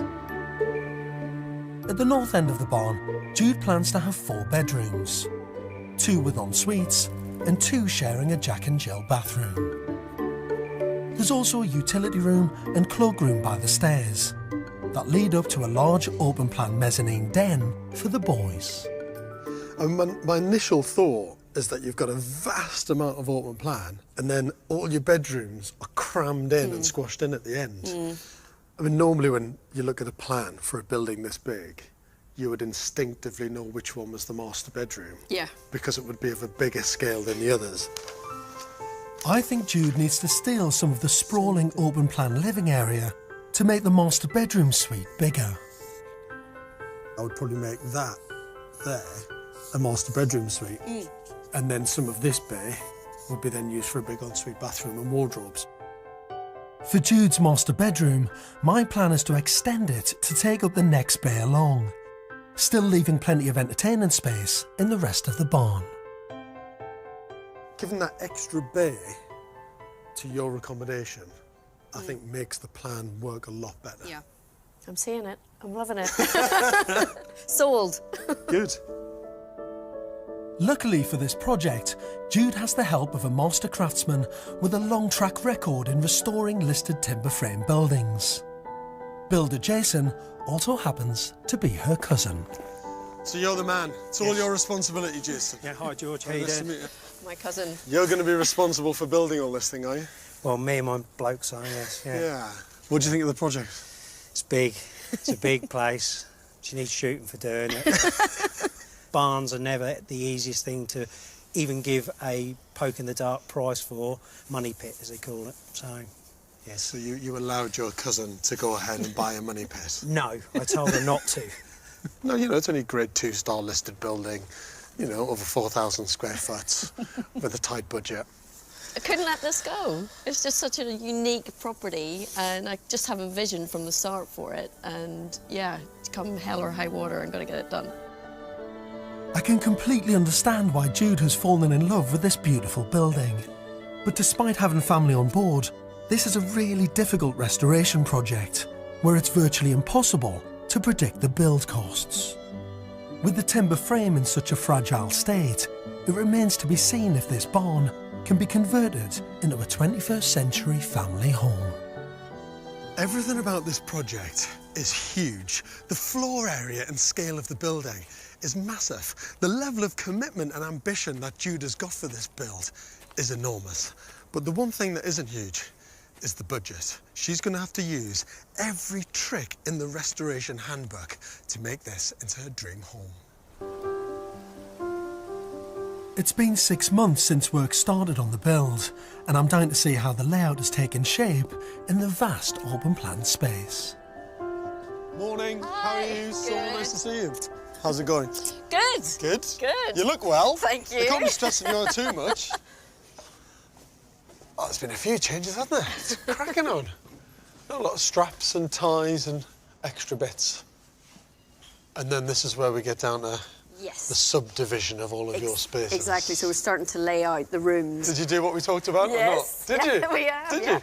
So this is going to be the doorway into the wow room, which you've advised on. Fantastic. I'm pleased you've done that. Yeah, this will be the ensuite with, you know, cupboard space, bath. It's looking really good. Yeah. No, really pleased with the way it's been coming along. The slow and costly task of restoring the oak frame is continuing. It's a joy to see craftsmen using timeless carpentry skills to retain the integrity of the building. Bit of lifting? You want to do some lifting? Yeah. You go on, Tom.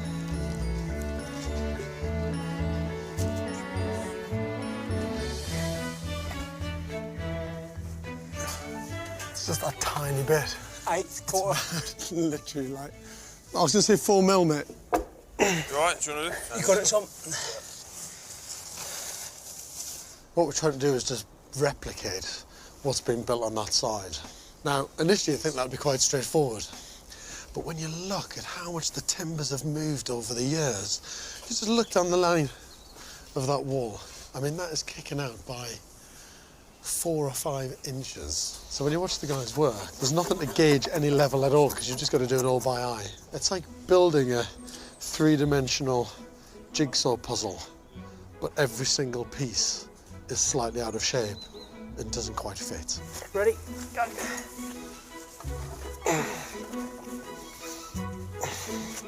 Twist. Oh, there you go. And again. In. Go. There. That's it, that's it, that's it.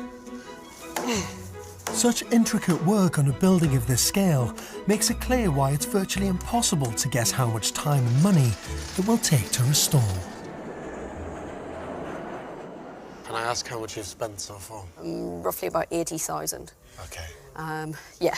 It's frightening, isn't it? It is. It's, you know, everyone sort of warned you it's a money pit. I mean, how close are you to the point where the savings run out? Soon. Soon. I think I can get the roof and the insulation done. Good. While Jude works out how to find the rest of her £500,000 budget, summer is the ideal time to take a chance on removing the clear roof tiles and expose the rafters to the elements for the first time in years.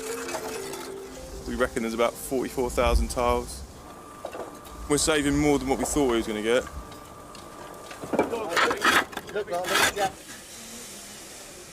But once the tiles are off, the condition of the timbers is worse than first thought. So the roof has been messed about with over a few times. You know, when they went to refetch it the second time or third time, there was rafters, and instead of they're a bit thingy, they just turned them round. And when you go to this one, it's quite twisted. That should lay tight to this joint here, you see. It's basically moved out because the whole building's moved and moved over time. Areas have got water in certain parts of it, so they've gave way, and then that's made it move again. Just the whole building is like being tortured. I wouldn't want to be living under this with the tiles on it. It's, you know, bad enough as a barn, but when you've got a family in there, it's got to be structurally sound as well. Jason's team will try and retain as much of the original timbers as possible. But the roof will need to be strengthened with an additional new structure. Although Jason and Jude have a contingency for surprises like this, they need listed building consent before they can do the work. This could be an agonising wait while the building is at its most vulnerable. You could, you know, get yourself in a flap about it or carry on as best you can. You know, I see the vision I always had, and lots of people said, yeah, crazy, what are you thinking? But they do look at it as well and go, wow, that's going to be amazing. Place for the boys and I to live. It's been 4 years since Jude first fell in love with the barn, but the restoration has taken a year longer than planned. I'm back to see if she's finally managed to make it into the family home she's always dreamed of. Jude, how are you? Hi! So lovely to see you. You too. You're looking very well. Thank you. Great. I'll tell you what, the outside looks beautiful. Really, really lovely. And it's yours. Oh, you're going to make me cry already. Every inch of the barn's lovingly restored exterior makes it clear how much Jude and her cousin Jason have cared for this historic building. The amount of work that went into that roof. Oh my God. You can see it Yeah. now. But the character and charm in it is fantastic. The way We've it kind kept of the dips bend and the bends and the twists. Yeah. Very pleased with it. You should be. You've saved the building. Oh, You have? Yeah. You forgot about that? I did. Oh my God, yeah. How does that feel? Yeah, really good, actually. Yeah, very heartwarming. Honestly, it's really lovely. You've done a great job. Come on, let's have a closer look.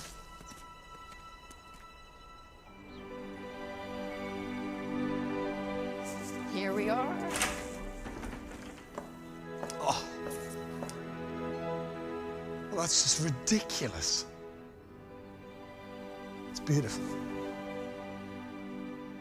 That is the biggest kitchen I have ever seen in my life. You've gone medieval banquet scale of stuff. I'm so in love with it. That's like, hang on a second.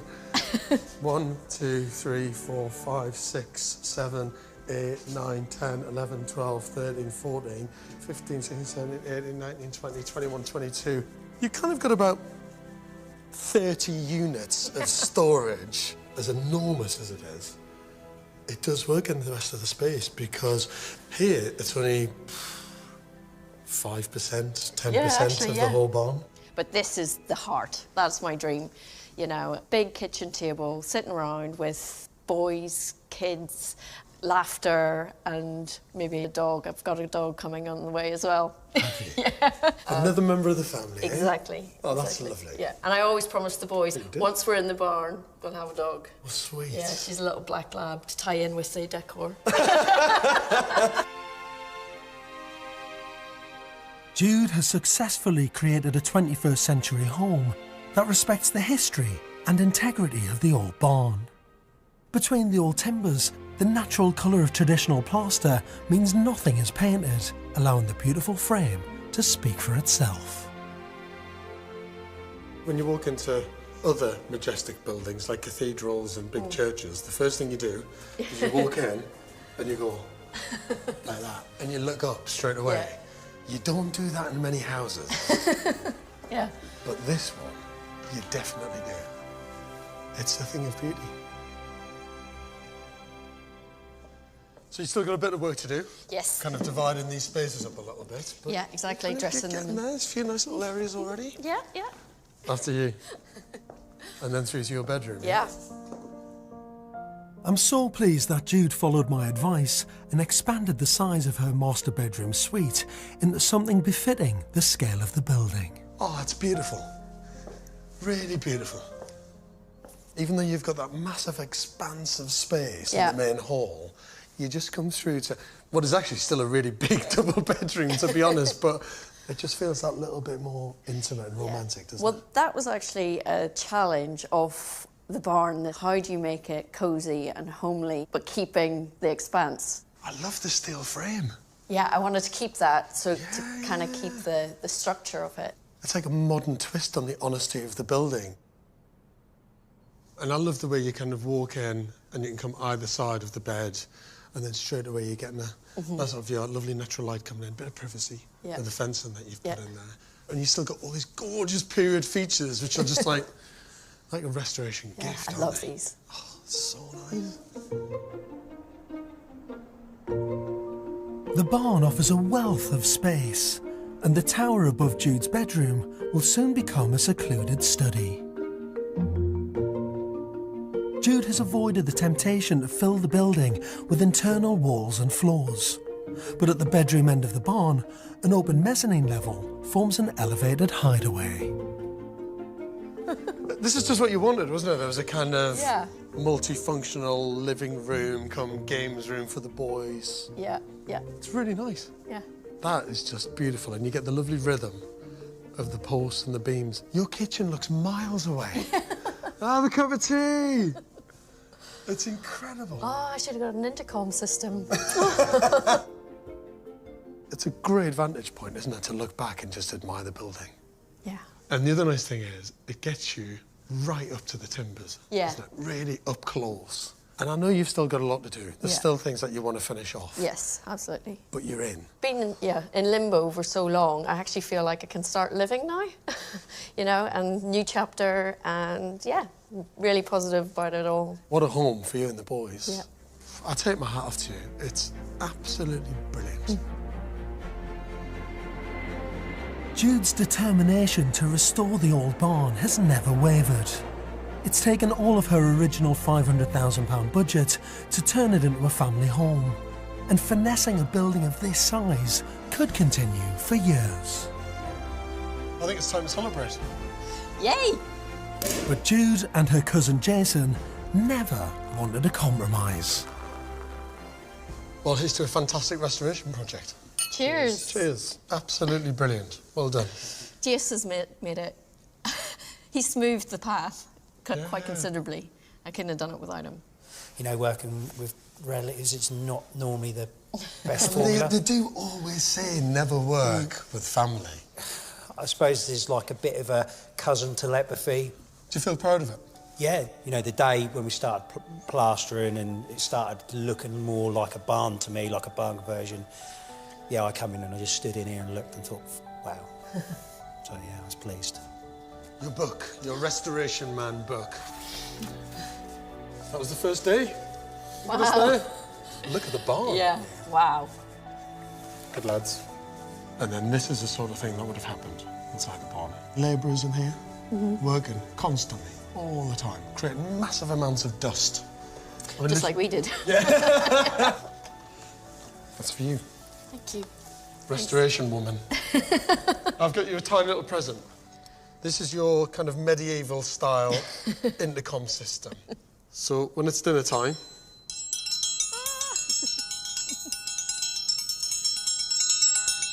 That's brilliant. there you go, you can take that and take that. Well done, guys. Thank you. You did it. You should be very proud.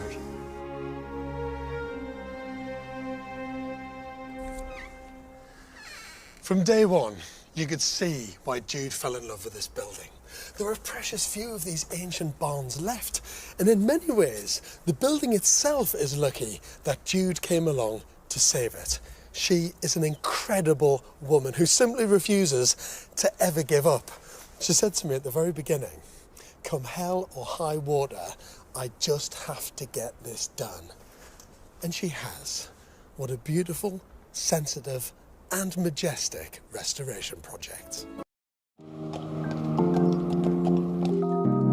Dave and Rebecca's new home was in the picturesque hamlet of Tegrin, Pembrokeshire.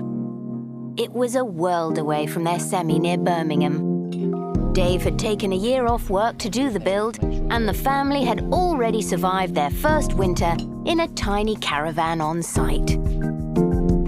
Designer and architect George Clarke followed their progress.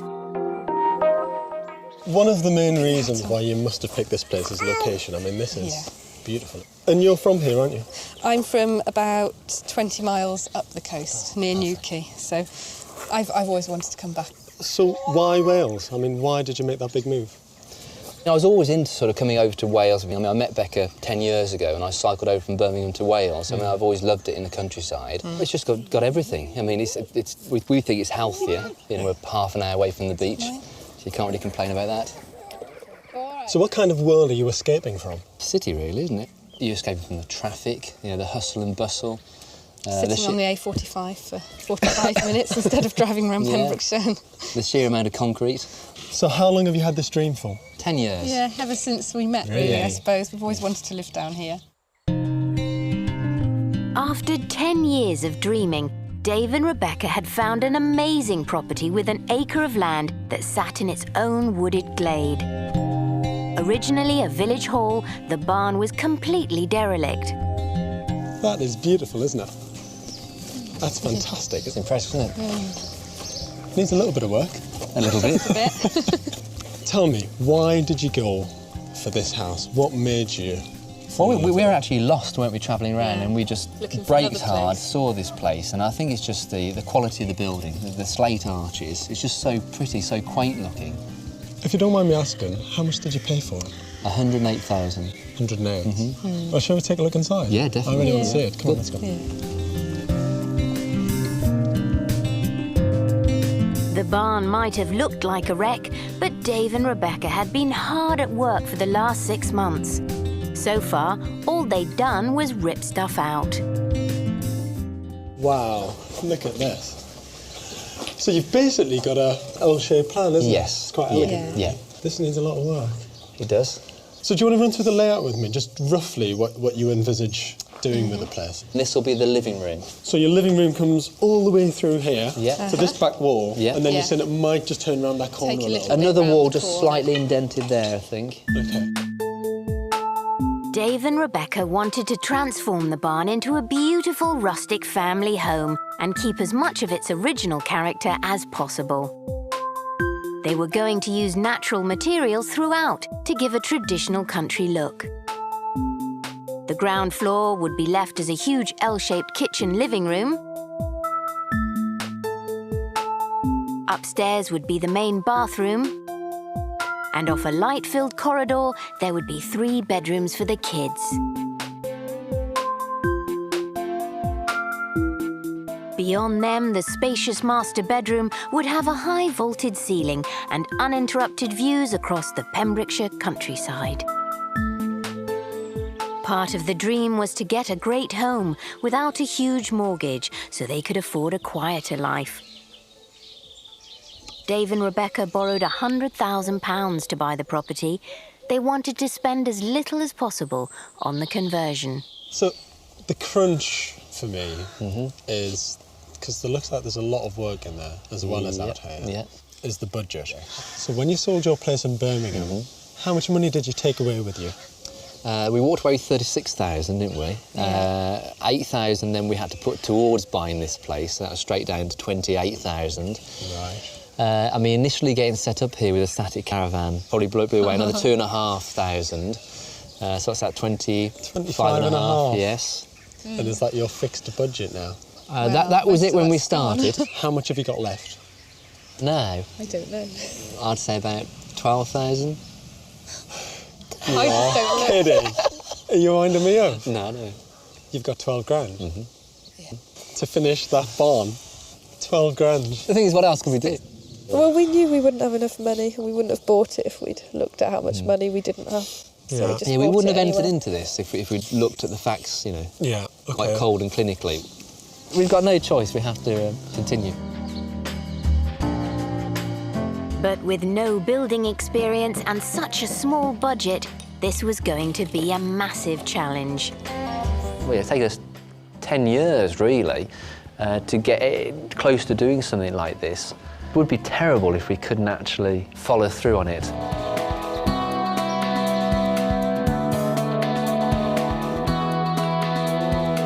It had been 6 months since Dave and Rebecca Palfrey and their 2 kids left the hustle and bustle of Birmingham to pursue their dream of living in rural Wales.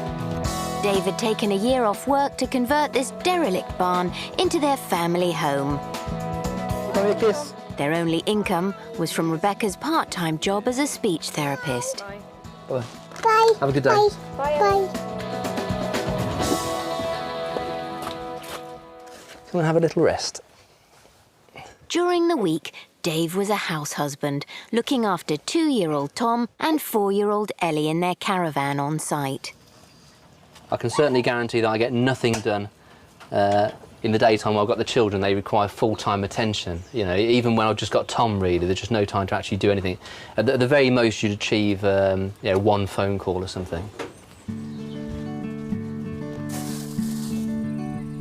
Spending more time with the kids was all part of Dave's dream. But the build was progressing slowly. So far, he had installed mains water and gas and ripped out the interior walls and floors. But this work cost much more than Dave expected, leaving them with just £12,000 of their original budget. We knew we didn't have enough money when we started, really, but we didn't realise it would run out quite this quickly. We've had big chunks go out for connecting water, and sewerage has to be pumped, which we didn't anticipate. Dave was optimistic the remaining money would get them into the barn. But with doors and windows to fit, the electrics and plumbing to install, and a leaky roof to patch, it was a tall order. Dave's next job was to lay 200 square metres of new floorboards. It was a mammoth task, but Dave wanted to do everything on this build himself. I just get absorbed in the work, and that I just like to see the progress. As long as I'm doing that and I feel like I'm making progress, I stay motivated. The barn was a labour of love for Dave, but juggling the build with childcare meant he was averaging less than 20 boards a day.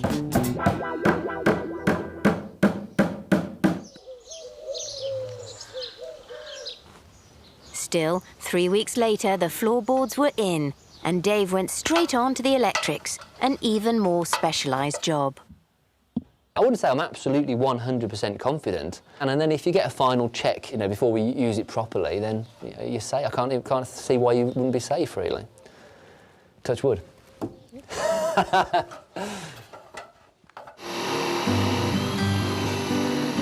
After installing the electrics and floorboards, Dave was left with just £8,000 of his budget. It was barely enough to build a conservatory, let alone tackle a whole derelict barn.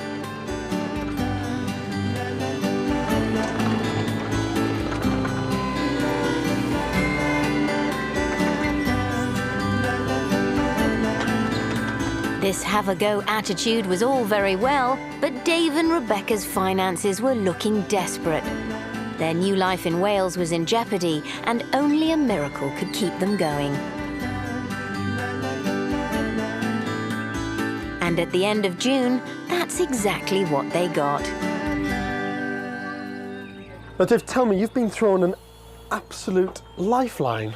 I mean, it's only because we've worked on the garden and cleared it, which is something most people wouldn't do given the amount of work we've got to do on the barn. But we've been in there sort of just clearing it to get the place established. And in clearing it, it suddenly looks huge. A local bloke's come up to us and said, would you sell me that bit of ground down there? And I said, oh, what for? You know, he said, well, it's a potential plot. Yeah. So you could actually put a house on there? Yes.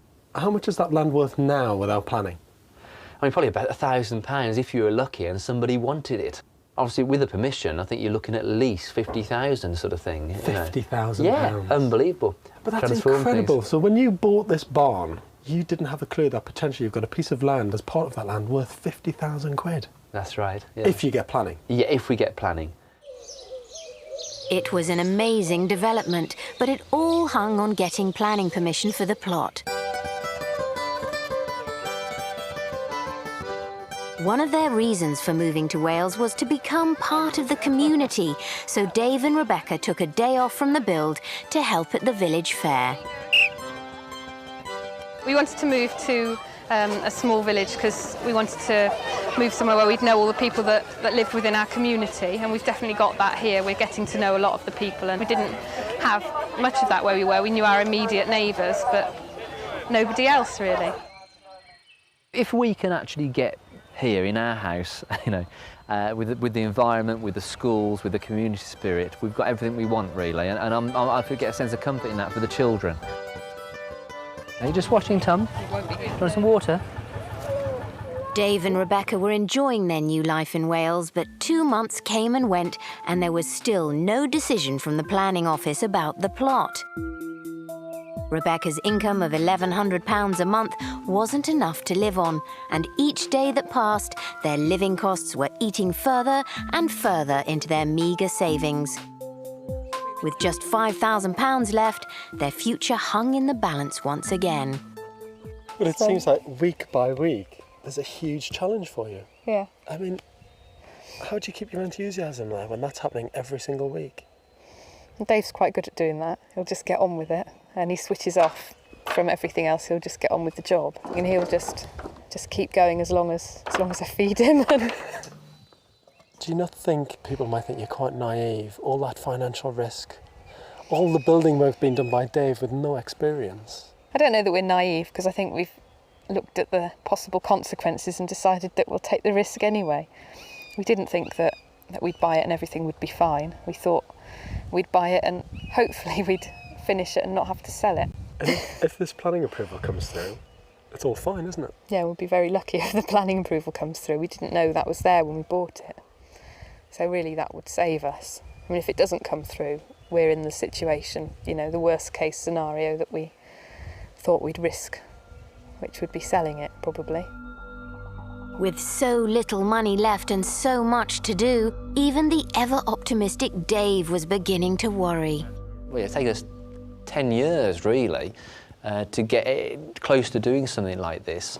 It would be terrible if we couldn't actually, follow through on it and be sitting here in a settee and have the whole place out like we've been imagining it, and be a great shame, really. Money was so tight they couldn't afford to buy any materials, and work on the barn ground to a halt.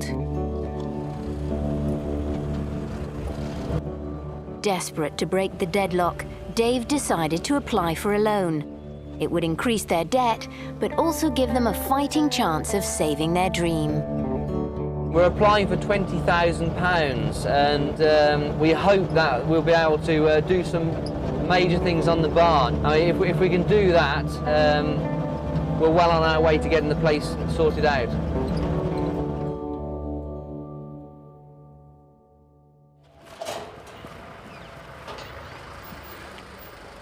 Yeah, fantastic. They've given us the loan, amazingly. So we've got some money at last. They put the money straight into the account, so we've got the whole £20,000 there.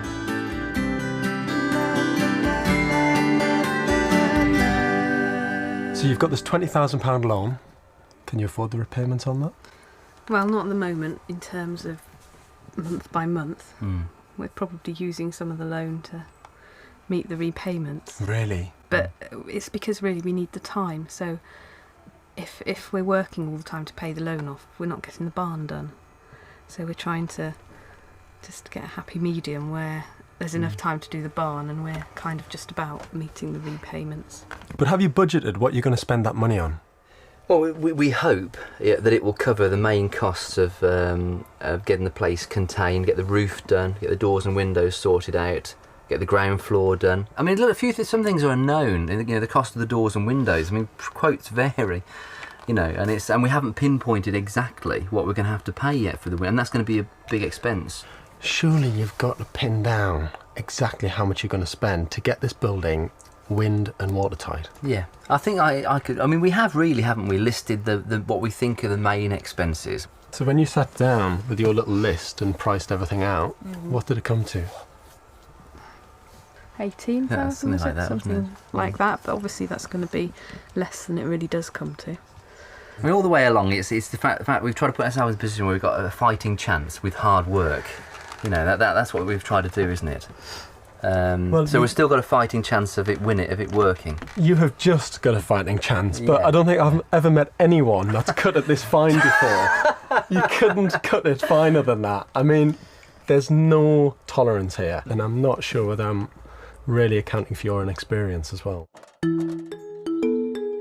Dave and Rebecca were hoping the loan would get them into the barn by the end of November. As they were using the loan to pay off the loan, speed was of the essence. First, Dave began fixing the leaky roof. But again, he was doing the work himself instead of bringing in the professionals. He got a few pointers from the guy who was delivering the roof tiles. The idea is that this slate rib goes under the slate until it locates these nails. Hopefully either cuts them or it drags them out by hitting this sort of slate rib. There's a nail. And then this one, this strap here, is going to go down into that batten between the two slates. Pull the tag back over. How's that? Lovely, perfect. Half an hour later, and Dave was a fully fledged roofer. It feels great to get some progress, you know, just to work at it and just see things moving again. And we've only got about 8 weeks now before probably the weather will turn, and we're quite high up here, so it'll get pretty damp. And we need to contain the whole building, really. The roof obviously being the main part of it.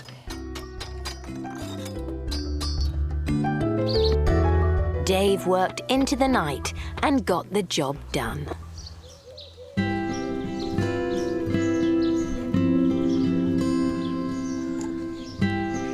At least the roof was on, but there was still a lot of work to do. The couple desperately needed planning permission for their half-acre plot of land. Their application went in 3 long months ago, but at last they heard back from the planning office.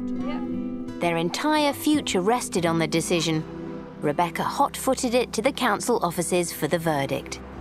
We can't think of any reason why we shouldn't get it. But then you think, well, we don't really know what the ins and outs of why they grant planning permission, so I don't know. Yeah, I'd like to know either way. Fed up of waiting. At least if we know we're not having it, then we can plan for not having it. And if we do get it, then it'll be even better, really. I'm feeling very nervous.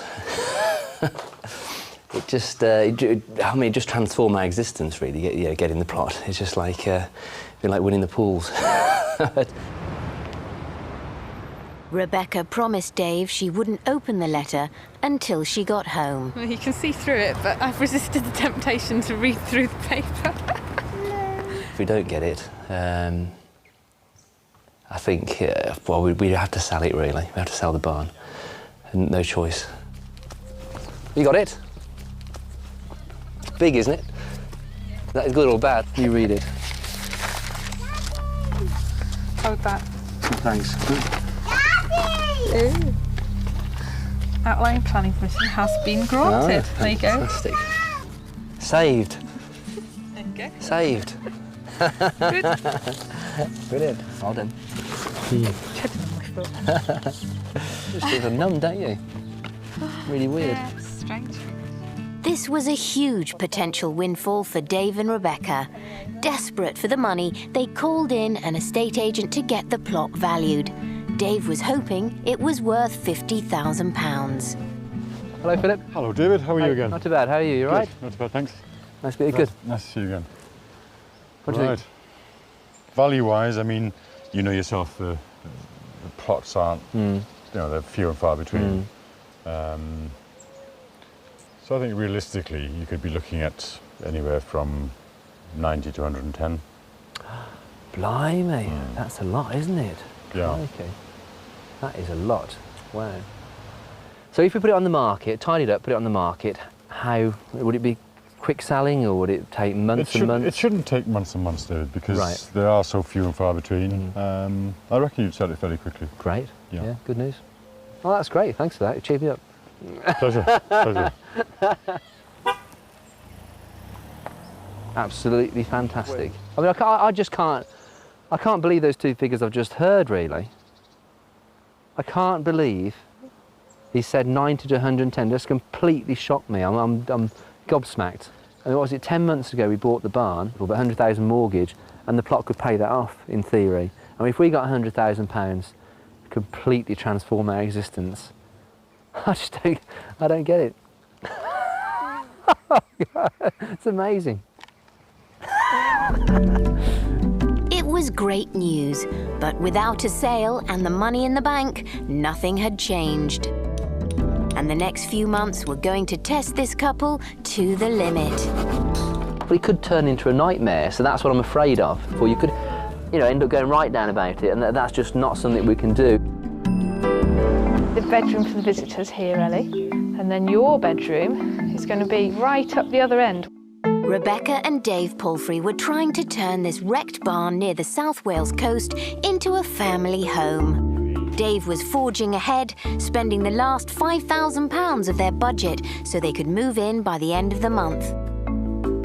To make the barn livable, he needed to lay the concrete slab on the ground floor. A little bit apprehensive about the concrete going in, but and I wish I hadn't had this last bit of last-minute preparation to do, but should be nice when the concrete slab goes in. It was another DIY first for Dave. To ensure all went smoothly, Dave's father-in-law and best friend were on hand to help out.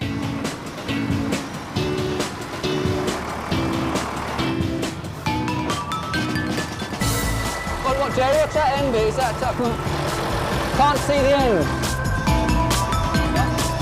Are we the most amateurish people you've seen?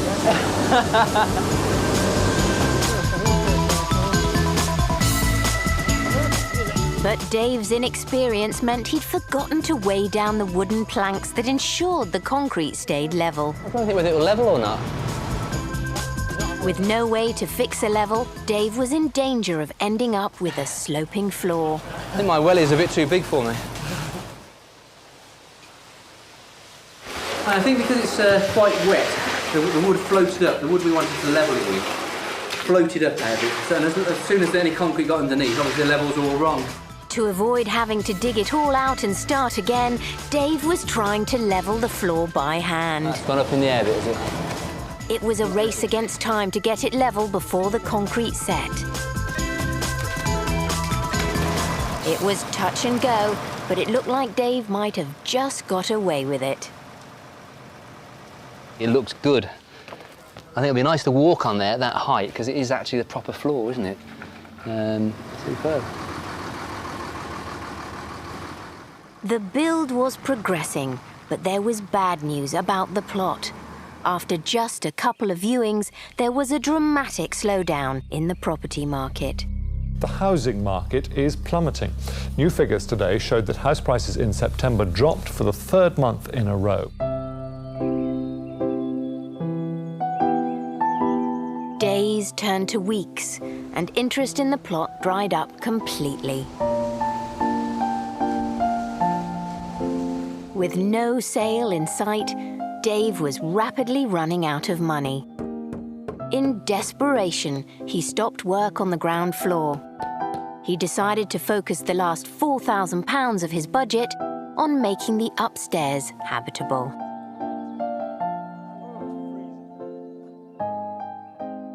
So Dave, what's your plans going to be for repair?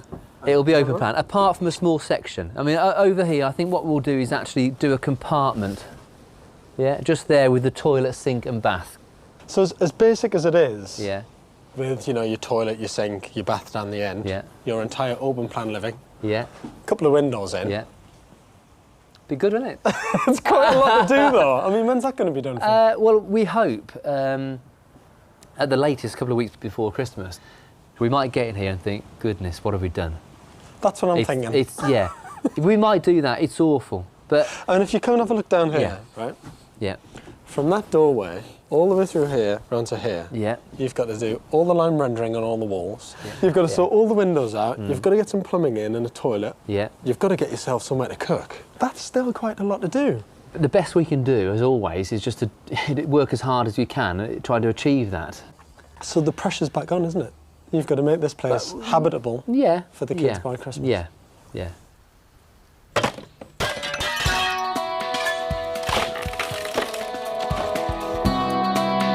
To have a chance of meeting his new deadline, Dave needed doors and windows. He paid a professional to install them. And with a bit of luck and dedication, it's going to go. Of course, I'll wait until Mark's on before telling, and I'll pretend that I did it. Hey, that's nice, isn't it? Lovely. The windows fitted perfectly, and they went in just a few hours. I mean, seeing the windows in now and having that door at the end, I mean, getting more natural light through that door just makes you another step closer to seeing it as you know, livable. Dave was as upbeat as ever, but the carpenter was not so confident the barn would be ready by Christmas. Obviously, putting the windows and doors in the top part has made a big impact, and obviously closed it in for him to sort of carry on the next stages. But he has got a lot of work to do, and whether he'll manage it all, I don't know. It was now the end of November. If Dave was to get in by Christmas, he had to install heating and sanitation. He also needed to plaster the interior walls to insulate the building. But instead of a conventional plaster, he was using lime render. It would give Dave the rustic look he was after, but this traditional material took 3 times as long to apply and cost twice as much to buy. And they only had £3,000 left. 3 days later, and Dave had made little progress. His refusal to compromise was beginning to jeopardise the build. I hadn't really allowed for such a time-consuming job. You know, I'm beginning to think, how long is this actually going to take? You know, can we still get in for Christmas? That's the thing.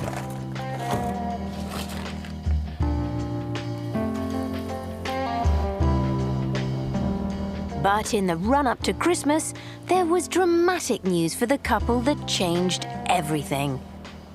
Yes, we've got some good news. We've got Becca's pregnant again, hopefully for the last time.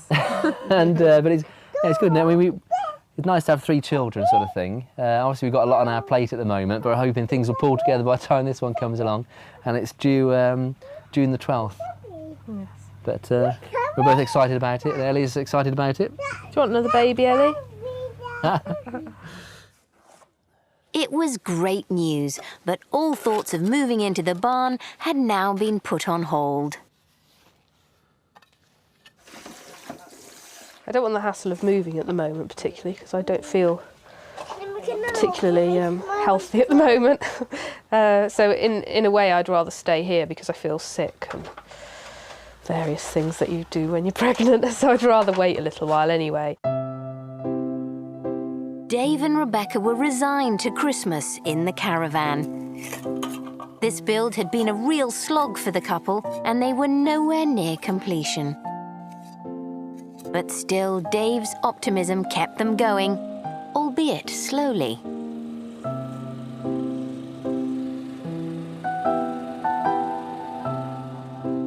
But it could turn into a nightmare, so that's what I'm afraid of. Or you could, end up going right down about it, and that's just not something we can do. It just wouldn't help, and we haven't got the time to do that.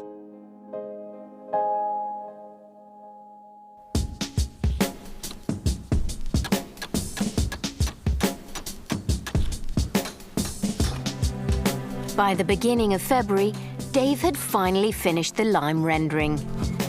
He was now busy installing the roof lights on the first floor, but the barn still had no heating or sanitation.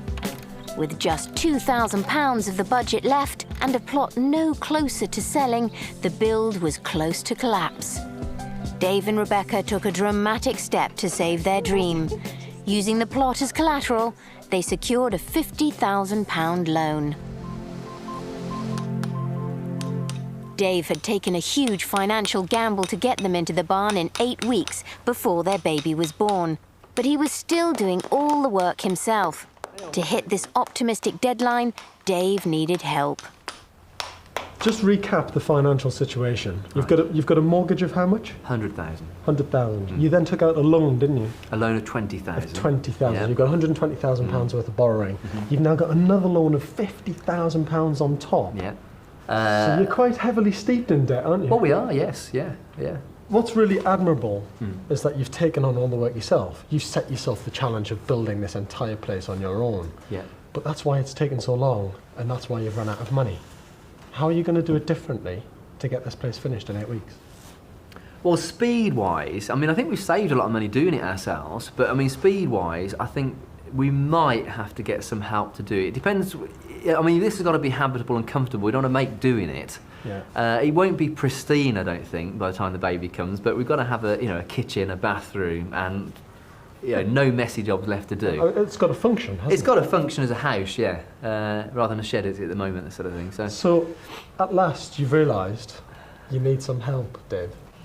Well, I still don't know yet whether I need some. Yeah. I mean, come on, 8 weeks left. 8 weeks left. All this work to do. Yeah. You need help. I think if we want to get it done in 8 weeks, we're probably going to need some extra help. Yeah. Good.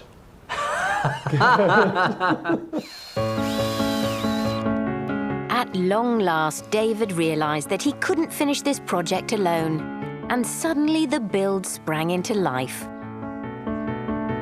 Dave paid a firm to install the underfloor heating and hired a team of carpenters to put in the staircase and the remaining doors and windows.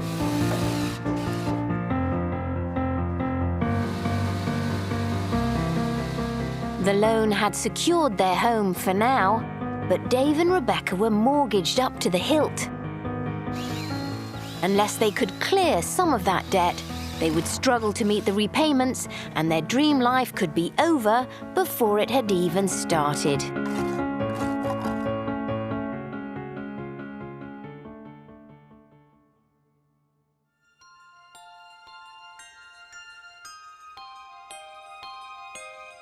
Eight weeks later, George returned to see if the couple had realised their dream.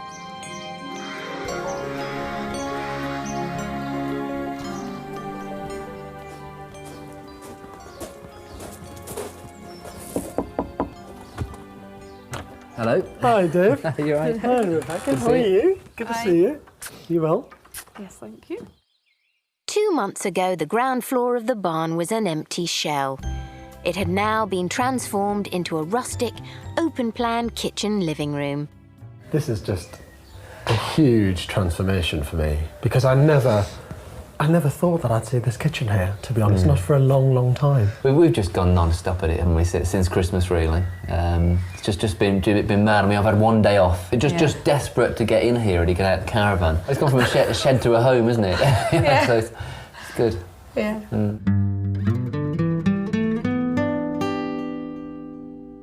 Oh, your bedroom. Yeah. Our room, yeah. This is fantastic, isn't it? Yeah. This is great. This is actually quite a romantic room, isn't it? I love it. Yeah. Well, it's just how we imagined, isn't it? Yeah. We got our bits of furniture in. We couldn't resist once we got the space, putting them in place, and then we thought, wait a minute, let's just try and go for it. Get in here. So you're going to start using it? Yeah, tonight, hopefully. Tonight? Tonight's going to be your first night we're just in your really new fed home. up of being in the caravan, so... More than anything, it's an excitement about We'd getting go in here, for it and isn't move in, yeah. It's not quite finished, but... Rebecca was right. There was still a lot to do, from decorating the rough lime plaster to finishing the ceilings. With their baby due in just 2 weeks, Dave had transformed a building site into a home in the nick of time. The upstairs was still open plan, but after a year and a half in the caravan, it was luxury for the kids. Throughout, Dave's perfectionism shone through. But this couple took on a mountain of debt to get the barn this far. To finish it, they now had to sell the plot they'd had on the market for 5 months.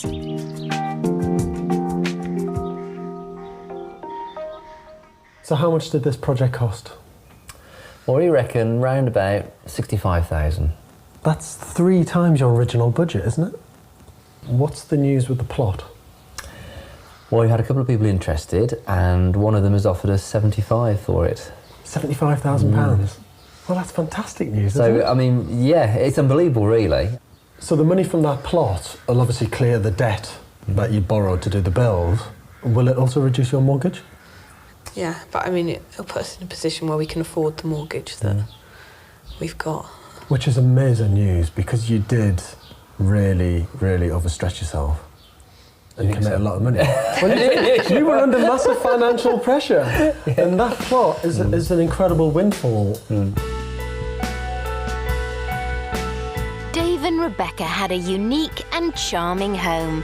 And when the sale of the plot went through, it would seem they could also look forward to the simple lifestyle they'd always wanted.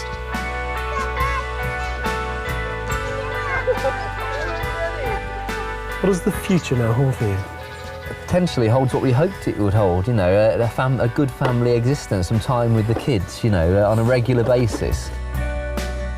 It really has come together. It's incredible, man. Shocking, isn't it?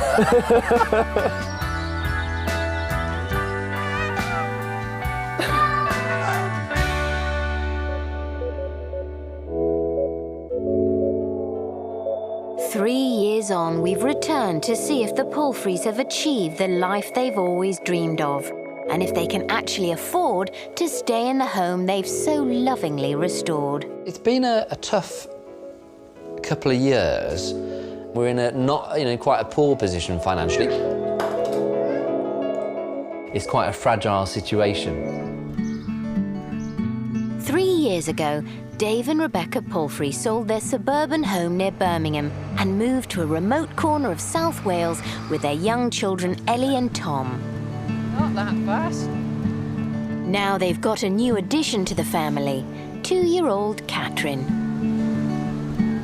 So how has rustic life near the Pembrokeshire coast turned out for them? This is completely different, you know, it's just, it's nice to get away from all the traffic, hustle and bustle, isn't it? And we just have a far more relaxing existence down here. It's really nice for me to come back here because I grew up round here, and it's nice to be able to take the children down the same places that I used to go to when I was little. Now the seaside is a regular thing for them rather than just coming down on holiday like we used to. I like going on my surfboard and climbing rocks. When we left them 3 years ago, the house was far from finished. The beams were still exposed, the lime plaster wasn't decorated, and upstairs was still open plan. Dividing walls have now been added upstairs to give the children their own characterful bedrooms. And the rest of the house is now a comfortable and cosy home.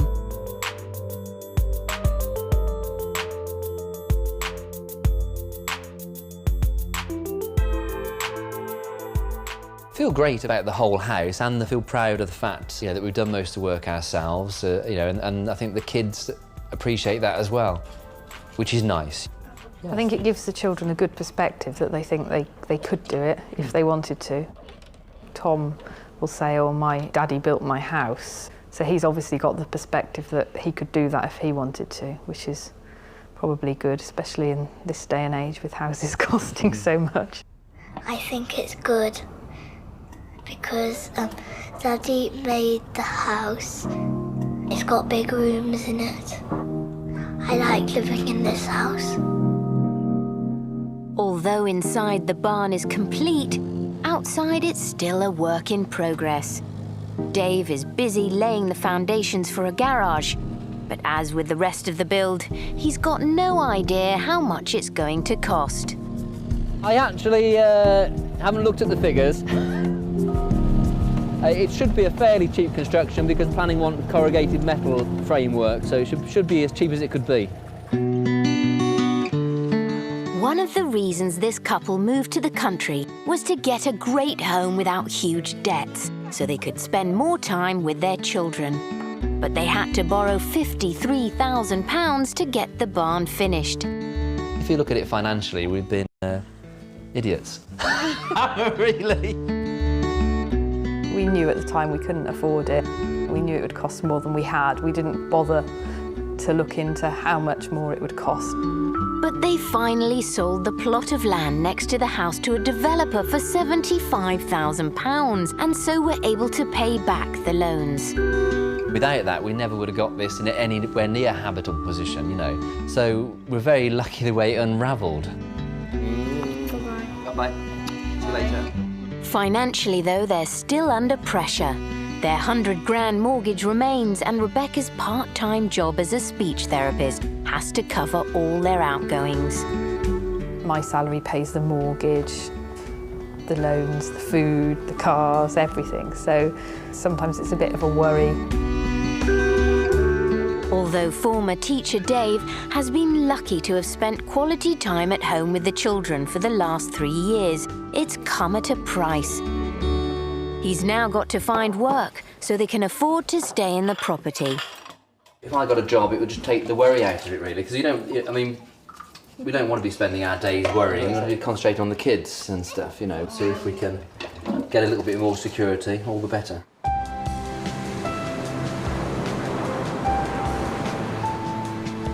But for now, the Palfreys are happy to enjoy the country life.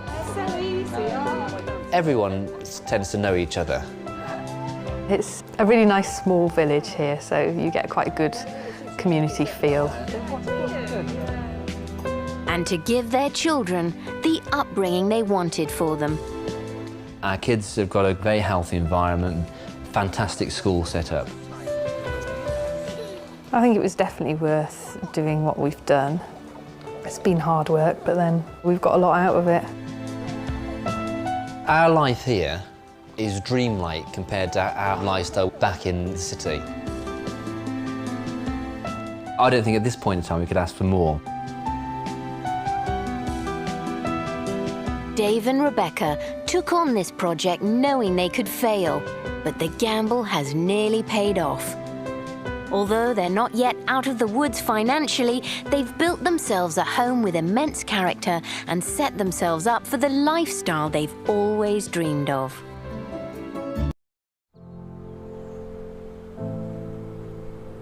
In the rolling pastures of northern Shropshire is the town of Wem. Nearby Foxhall's farm sits in 3.5 acres of land, bought at auction by locals Russell Edwards and Nadia Smith in 2012. We looked around it. I think we were here for about, what, 2 minutes, and you said, yeah, this will do. Yeah, if we can get the money for this, let's buy it. Yeah.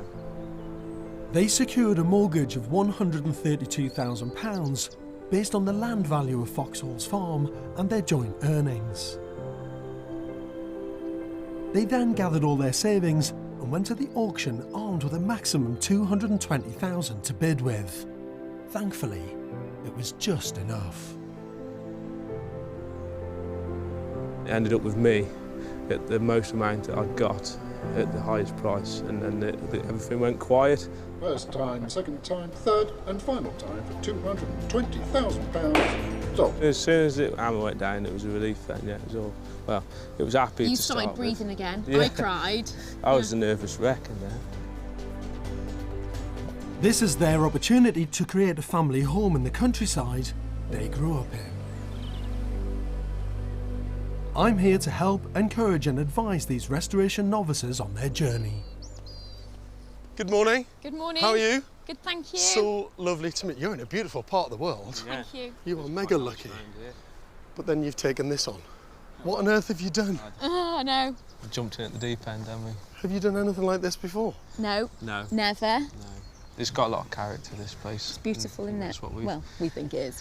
stupidly fell in love with. No, it's good. I think it's a brave step to take on something like this, because even though on the face of it you think, well, you know, the windows are a bit knackered, the brickwork's a little bit tired here and there, but at first impressions you think, well, it's not too bad. Is that, Until is you that go fair inside. enough? Wow, yeah. And everything's twice as bad as you thought it was.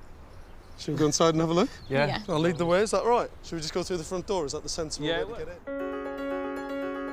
Foxhall's Farm is a Grade 2 listed 2-storey brick-fronted house, approximately 2,000 square feet, with a kitchen, scullery and 2 reception rooms on the ground floor, and 3 small bedrooms and a bathroom upstairs.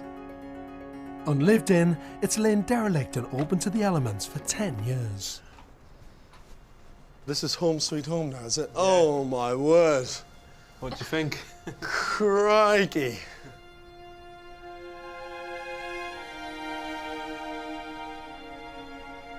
I mean, it's in a bit of a state. Yeah. I'm actually struggling for words because I wasn't expecting it to be this bad. No, yeah.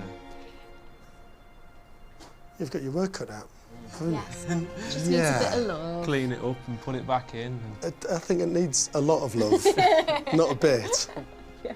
It needs a lot. Bucket loads. Yeah. Bucket loads of the stuff. Skip loads of it would do, actually. Yeah. There isn't even a back of the building. No. Oh my God, look at that. Crikey. I wasn't expecting to see that at all. No. It's a bit of a surprise, isn't it? From the front, you just don't know, and then you come to the back and there you go.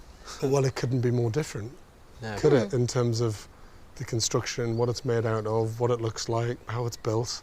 I mean, it's a complete contrast to the front in every way, shape and form. That's amazing. Yeah. I didn't think it was going to be a timber frame. No, we don't understand really ourselves why it's a timber frame. Are you going to be sticking to the principles of the original building and restoring it back to what it was, or are you going to, I don't know, you're going to breathe 21st century new life into it? What's your approach to restoration? We want to keep it as it should be, don't we? We Yeah. want to restore it as it should have been. Is that something that you might get a bit obsessive about? You know, you're so passionate about this old building. You're going to get down to the nitty-gritty detail. It's got to be like that. That's how they would have done it a few hundred years ago. We're starting to a little bit, aren't we, Yeah, Russ? you get restoration man fever. Yeah. Restoration man fever, you make it sound like a really terrible illness. Yeah, you're like, well, I can't chuck that away because it's old. There might be a treatment for that somewhere. Yeah. Can we go around and see the rest of it? Should we go upstairs? Yeah. Best way? Up the makeshift ladder. What are these rooms going to be through here? What's your plan? Bedrooms. Bedrooms. Yeah. Yeah. That's what they would. Russ and Nadia hope to restore as many original features as they can. And as a listed building, any new materials will have to be approved by the Conservation Officer. With limited funds, they plan to earn as they go and estimate an 18-month build. It's a big ask for you to go out and work and come back and then do this. I mean, you know, it's not a bit of DIY. I enjoy doing this. Seriously, I do enjoy doing my own house. I try to do one day in the week and then Saturday, Sunday. We'll get there. Yeah.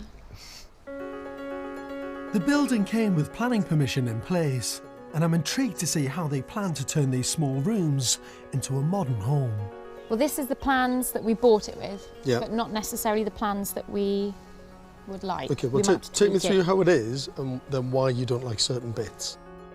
To compensate for the small footprint of the farmhouse, the plans came with consent for a second phase of building, a large modern extension.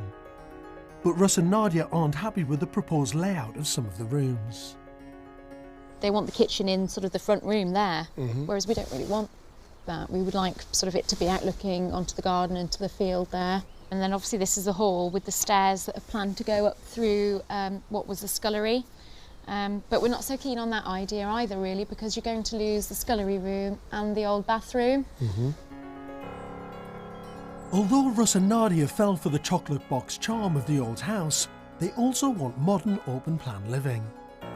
I've got two simple ideas that could transform the design. My suggestion would be to put the kitchen cum diner into the Phase 2 extension. And by eventually moving the stairs into the glass link that will join the two buildings, there'll be space for a bathroom in the existing house, and they'll keep the scullery.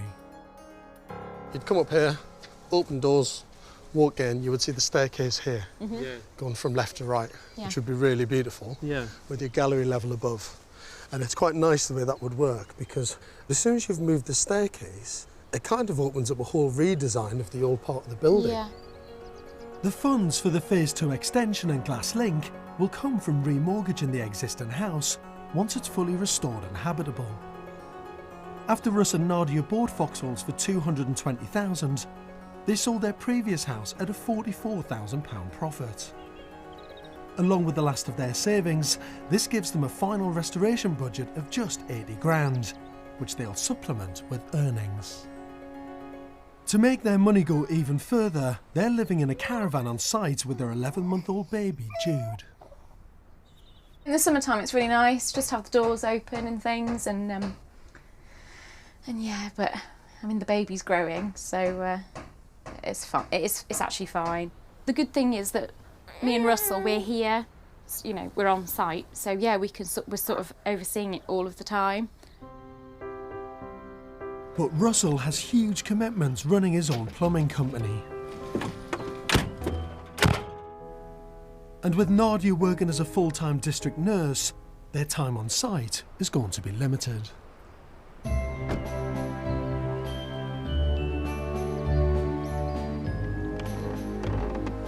It's really heartbreaking actually when you see a building like this being allowed to fall into a terrible state of disrepair. This is a building that needs some love, a little bit of TLC, and I don't think there's any doubt about it that Russell and Nadia are the couple to do it. But this is a listed building, so there can be no shortcuts. Even for experienced renovators, this project would be a challenge. But for novices Russ and Nadia, living in a caravan through the coming winter months with a small baby, this restoration is a big ask. This Grade 2 listed farmhouse in Shropshire is an unusual building, with a red brick front and a timber-framed rear facade. Previous farmers have part restored and cobbled together this building with whatever materials were to hand. Luckily, this means many original features have survived, and Russ, with his can-do handyman skills, wants to reuse and restore as much of the building as possible. But with Russ and Nadia both working full-time while living on site in the caravan, there's no respite from the pressures of this project. It is a bit stressful. Yeah. And it does put a bit of a strain on the relationship, it does. Yeah. The first critical job is restoring the timber frame before poor weather destroys what's left.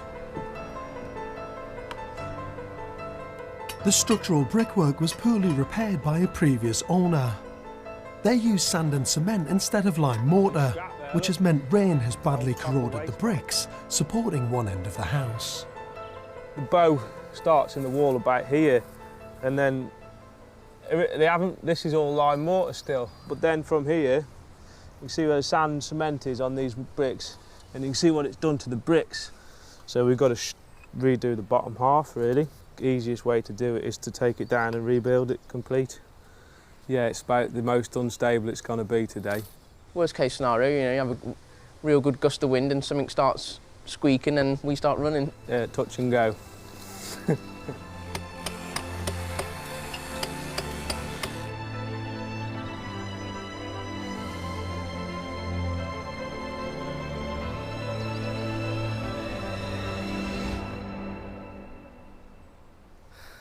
I think that's a good day's work there, isn't it, Russ?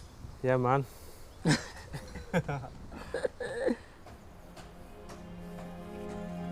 While work continues strengthening the building, I want to get to the bottom of why Foxhall's farm has two distinctly different facades, one timber and the other brick.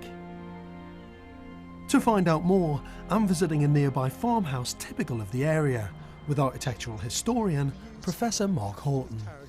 It is one of the most quirky buildings ever, isn't it, in terms of how twisting and turning it is. Just basically timber pegged into it to form the wall, the frame. And all of this brick infill, I'm assuming, isn't of the original building, because this would have been wattle and daub, wouldn't it? It would have been later, so this would have been filled with a sort of horsehair, cattle dung, rather nasty mixture, a bit smelly, really. So what date do you think this would have been? Well, I thought early 17th century, 1620, something like that. And looking at it in terms of its style and its framing, it's possibly earlier than Foxhall's, but I'm not entirely sure. Well, show me Foxhall's. Come, let's have a look. I've got a few photographs to show you. Right. So, this is a shot of the back of Foxhall's. There we are. Where you can obviously see the old timber frame. Yeah, just like this. Very similar to this, isn't it? Yes, I mean, it's actually nearly a replica when you look at that back elevation there. And the spacing is the same.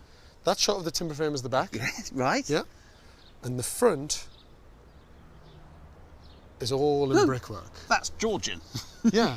Yeah, that's classic 18th century Georgian house. So why would you have that change? Why would that come about? Why would there be such a significant difference between the front of the building in brickwork and the back, which look like this? Well, hang on, George. I think I begin to smell a rat on this. Let's go back to the frame. Okay, yeah. I mean, look how that sill, which is so well proportioned, is so high above the ground. Yeah. Whereas in this building, the sill is really on ground level. The whole thing's been raised. Well, has it actually... I mean, is that actually originally there? So this is a timber frame that's been taken from another building? Yeah, and there's probably two reasons why you might want to do that. One of which is you don't have the money to build yourself a complete brick Georgian house, so you've got this spare frame out the back that you've just incorporated into your new house. Or maybe you're sentimental and say, well, actually, quite like timber framed houses for all sorts of reasons, and that's what we want to live in. So I don't think your house is 17th century. I think it's all 18th century. Okay. Early or mid? Mid-ish. It doesn't look, looking at the style of the bricks. Can we look at the bricks If again? you go to the brick elevation on the front, 1 second. I mean, they look to me mid 18th century bricks. So we think this could be around 1750, a mid 18th century new build farmhouse. That's right, 1750, 1765. So it seems even in the 18th century, people were recycling and preserving parts of much older buildings. Back at base, it's taken Russ and 2 workmates a staggering 23 working days to shore up the corner of the building. Today, the newly installed young oak timbers are being aged by sandblasting them, so they blend in with the original oak frame. You can see the years of age on them timbers, and these are the new ones that have been sandblasted. You can see it does raise the grain like what the weather naturally does over time, which is eat away at the softer wood and leave the harder wood showing. Although the timber frame is now ready to have panels fitted, a more pressing job is repointing the brickwork before winter sets in. Traditional lime mortar needs a temperature of at least 5 degrees to set, and those days are almost up. It's one of those things that swallows up time and money, and really you don't see much of a benefit for it. But it does look really good when it's done. The good thing with Russell, he does like everything perfect, or as near to perfect as you can get it. He likes it right, but that's the best way to be. And there's no end to Russell's attention to detail. He's even found a novel way of matching in new chimney bricks. Restoration fever is clearly at its peak. What do you think, Chick? There's the spray painted ones. Yeah, good. And they're the ones that haven't been spray painted. Do you reckon it's worth painting them or just put them on? Yeah, no, spray paint them. Though recycling material is ecologically friendly and helps save money, their restoration budget is under pressure. They've already spent 50 of their £80,000, and they're not even a third of the way through the build. Yeah. Would I have taken them out and just put them back in? It's autumn, and the Shropshire Conservation Officer is making a site visit to Foxall's farm. We ultimately want, a really good end result for this building. It's a listed building at the end of the day, and they need to be sure that they're doing it correctly. The listed features go right down to the interior cupboards. They all need sanding a bit, don't they? Yeah. But they've come up really nice actually, because they were white and green But and painted on the something, inside, they're painted like something that. else, yeah. So, Russell and Nadia are even seeking advice on features that aren't listed. And that steel work and all that steel work there, which is very in your face there. So we're taking that out and we're going to put a new oak beam, which we've had calculated. These restoration novices are obsessed about getting every detail right.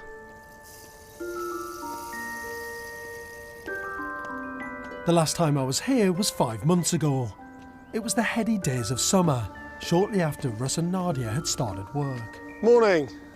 Morning. How are you? All right, Good, Lovely thank to see you. It's freezing today, though, isn't it? I know. Freezing cold. Well, hang on. Is this a new addition? This is the new edition. What's his name? George. George, meet George. You're winding me up. You've named your dog after me. That's slightly worrying. This is George. Hello, mate. Well, what's happening today? Guys are putting the flue liner in for the log burner. So we got Good, get a bit of heat in there. Yes, as you see, it's starting to get a bit cold now. With one stove installed, the internal lime mortar will now be able to dry. But they can't begin to lay new bricks until the team repair the inadequate structural work carried out by a previous owner. Comes apart pretty easy, doesn't it? Scarily. I'll tell you what, there's everything in here, look. Birds' nests. Jackdaws like it, don't they? Yeah. Bloody hell. Look at that. It's like pterodactyls been in here. Look at it. That is ridiculous, that. Their structural engineer has calculated that the existing steel beams are insufficient to support the chimney and rooms above. They need to be replaced, yet another massive and costly job, but it has to be done to make the building safe. I'll tell you what, that whole fireplace in that chimney is just a classic example of how someone's tried to restore this building in the past but made a complete botch job of it. And you just look at how much work Russ and the lads have got to do. They're kind of deconstructing it before they can even start to restore anything. It's a huge job. The gruelling long hours on the project, coupled with running a business, means the pressure on Russell is immense. I have 5 plumbers that work for me, so there's a lot of jobs to sort out. It's 5 jobs a day at least, every day, as well as sorting this job out. There's quite a lot to do. So just how tough are things at the minute? Because he's looking a bit tired. Yeah, he is. He's been really quite stressed, actually. I don't know whether he'll like me saying it, but yeah, he has. It's not been so bad this week, but a couple of weeks ago he was really, really stressed. He had a bit of a panic attack, and which is not like Russ at all. He's normally just so calm, chill, just, you know, takes everything in his stride, but I think it's just a bit of everything's kind of got to him. So. Trying to find time to spend with the girlfriend and the baby as well. That's one of the things that I do worry about, is not spending time with him as he's growing up when he's little. That's one thing that doing the house is taken away from me, to be fair. Really worried about him. Yeah, I was phoning him up. Are you all right? You been okay today? You know, so I don't know. What can you do? Do you think he's taking on too much at the minute? Yeah, probably. He wouldn't admit it, but yeah, I guess it can just get too much, can't it? As a heating engineer, winter is the busiest time of year for Russ. With over 2/3 of their original £80,000 budget now spent, he can't afford to turn down business that's helping to bankroll the build. Having to then return home to work on the restoration means he's doing 16-hour days. Russ? Yeah? Do you want a cup of tea? Oh, yeah. It's driving me a bit mad, actually. Yeah. No, you. Me? Yes, you. Why? I don't see you. I don't recognise you anymore. Oh, that's what you look like.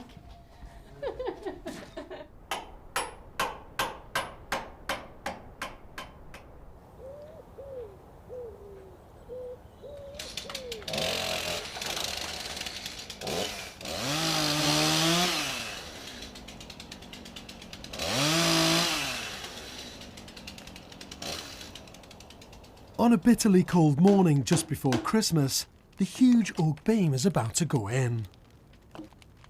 This important structural support has cost nearly £3,000. It's an early start this morning, so we can get home at dinner time, hopefully, like everybody else. It's the last piece of the structural jigsaw before the electrics and plumbing can begin.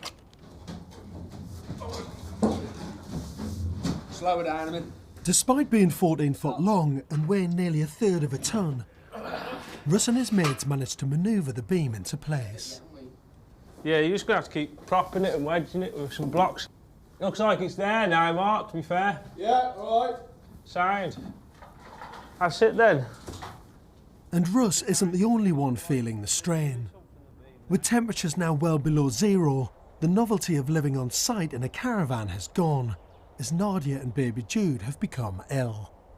On the way to hospital, I just felt something burst, and then I could hear this hissing, and it was my eardrum had burst.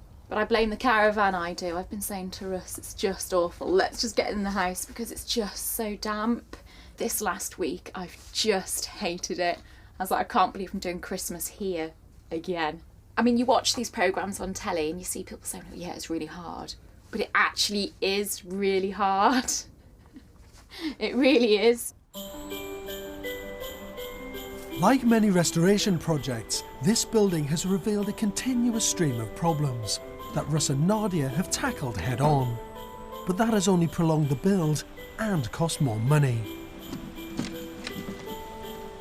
When they began, they never imagined that young baby Jude was going to endure 2 winters and Christmases in the caravan. But unbelievably, nothing seems to dampen their spirits or resolve to make Foxholes Farm their dream home.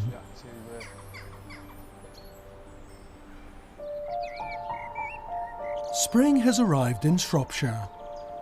For Russ and Nadia, all hopes of creating their dream family home rest on restoring this Grade 2 listed farmhouse. To save money, they've lived and worked on site for over a year. And even with so many pressures being placed on them, they refuse to compromise on any part of this ambitious build. 13 months into the restoration, and the roof slates are going on to get this building wind and watertight. What's happening with the windows? The windows are on, well, they're in line to being made now. Yeah, next 3 weeks he's starting making them. Yeah. What colour are you going to go for? Well, I don't know, we were thinking about that, like green colour, or what about that? Green? No, I love that. She says off-white and you said green. White, but then we talked about having the... No, not green, Russ. That conservation green, no. Oh, whatever then, whatever colour you want to paint them. I love that. Do you know the colour I mean, George? No. The lads are crafting around the other side, I can hear. Yeah. You going to have a look? Yeah. Yep, lead the way. Throughout the harsh winter, the rear of the building has been temporarily covered to protect the new oak timbers from the elements. Well, I haven't seen it for like, 6 to 8 months, so yeah, I'm as anxious to see it as you, yeah. I know. When that comes down, it'd be great. Can we get it off? Can we take it off? Yeah. Can we do it today? No, yeah, we left it for you, George. I'm looking forward to this.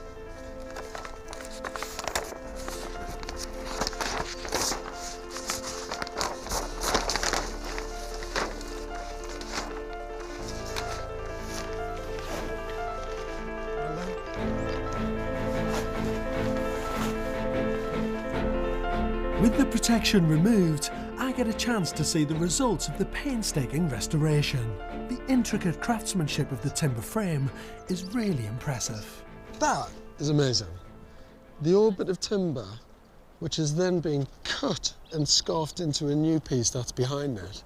And then this bit's like a kind of a veneer, really, that is put on the outside of it. You said it was like a new way of doing it rather than chopping it out and putting a new piece in like people do. He kept the old stuff on the outside as much as possible.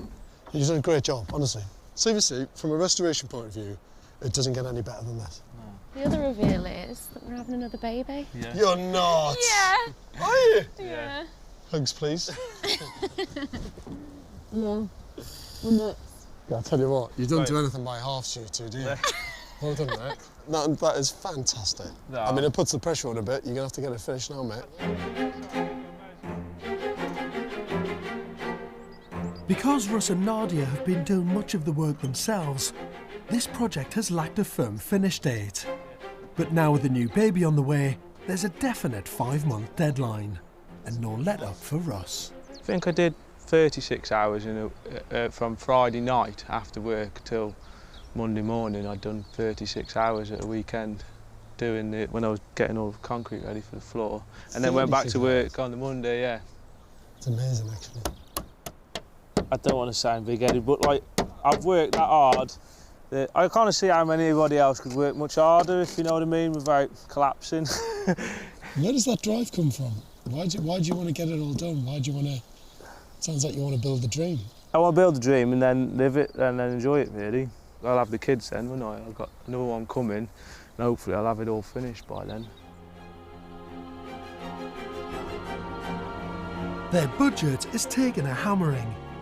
The new roof they'd never intended to replace cost them 16 grand. And there's still the new oak framed windows and interior fit out to pay for. How much do you think you've spent then so far? I think we spent about 60,000 now. 60 grand? Yeah. And your original budget was around, well, you were hoping to bring it in for around 80, weren't you? That was the plan. And I don't think we're going to... Where we are now with the windows, the flooring, the plumbing, the electrics, the bathrooms, you know... it's tight. Yeah, it ain't going to... It's really tight. With just 20 of their original 80 grand budget left and still so much to do, the couple are at last taking a serious look at their finances. We've got rear windows, bronze casements for 6 grand, weren't they?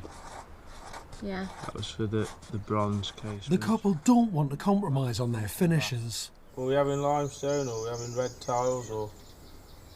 Limestone, I think. Limestone floor. So they'll have to work even harder to find the extra cash. No, let's get it all over your hands now. With projected expenditure at 30 grand, Russ and Nadia already looking at a potential £10,000 overspend. And my feeling is that it could end up being even more than that.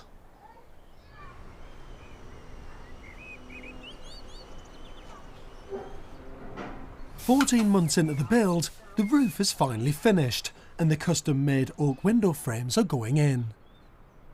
The final touches are being made to the exterior as the plasterer lime renders the infill panels on the rear timber frame. We put a load of samples, stuck them up against the wall, looked at it in different daylights.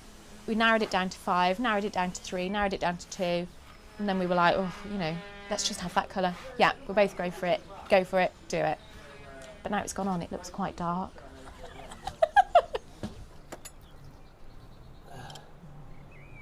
Inside, Russ is installing the underfloor heating system. The couple have already reached their maximum budget of £80,000, and the underfloor heating system alone has cost them an extra 12 grand. Although plumbing is Russell's day job, putting 21st century heating into an 18th century building is far from straightforward. I know that I'm not doing this ever again, this job anyway. It's only because it's like old timber floors and you can't lift the floorboards, so the only way to fit underfloor heating is from below. The uniform boards don't fit, so I've got to cut them to adjust them to go in. But I have to cut every single one in this room. None of them fit in. So that doesn't fit in there. That one doesn't fit in there.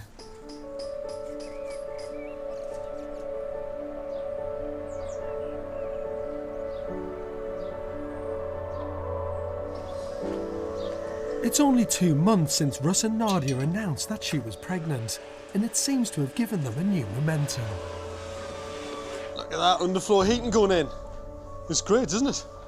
Yeah, that's it is brilliant, tidy mate. stuff, to be fair. Do you know what? What a difference it is in this room when you think of how knackered all that was. All the mud that you had on the floor. Yeah, you knocked that steel out of there, didn't you? It's really, really cracked. When first fix electrics all in. Wouldn't expect anything less. No.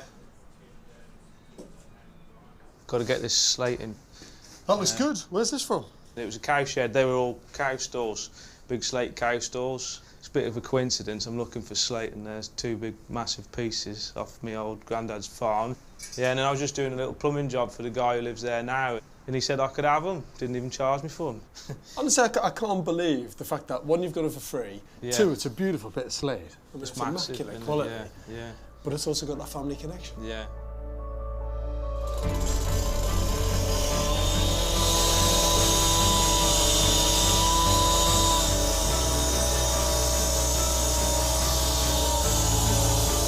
It's great to get stuck in and also help bring a piece of personal history into the new home. You should slide this one. Step over there, George. Good. That's what it is. That's where it's going. You're steadying it.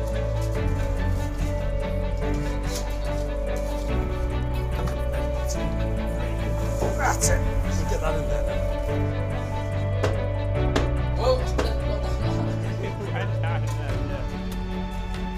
Look at that.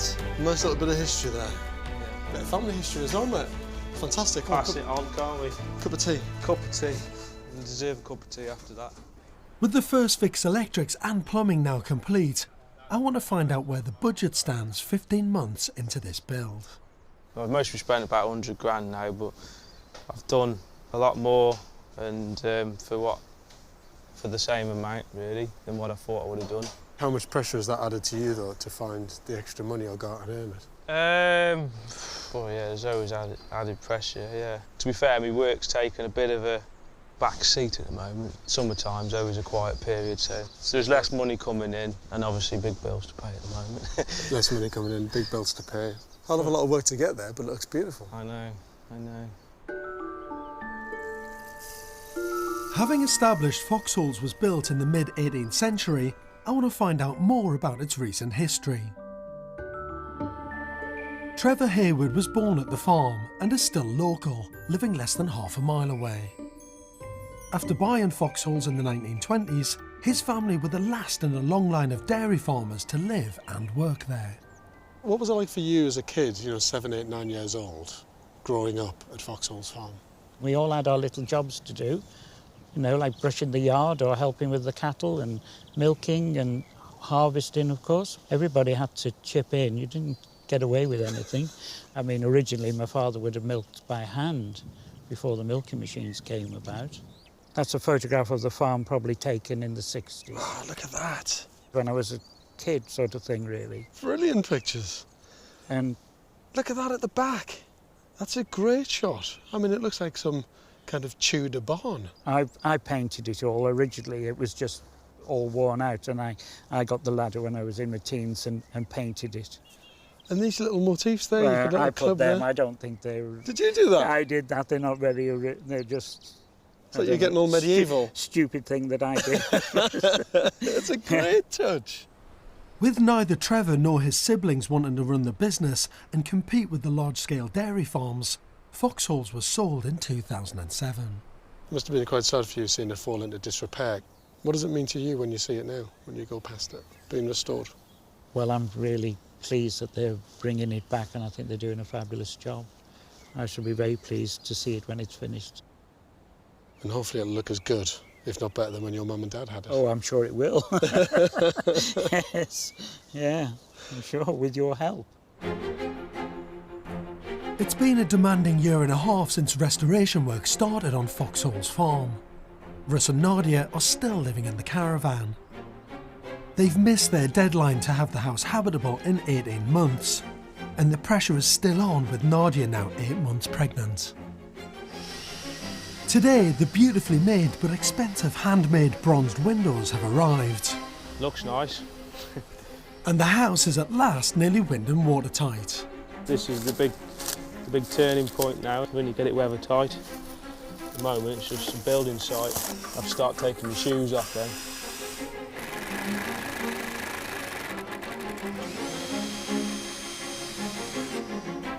Do look well.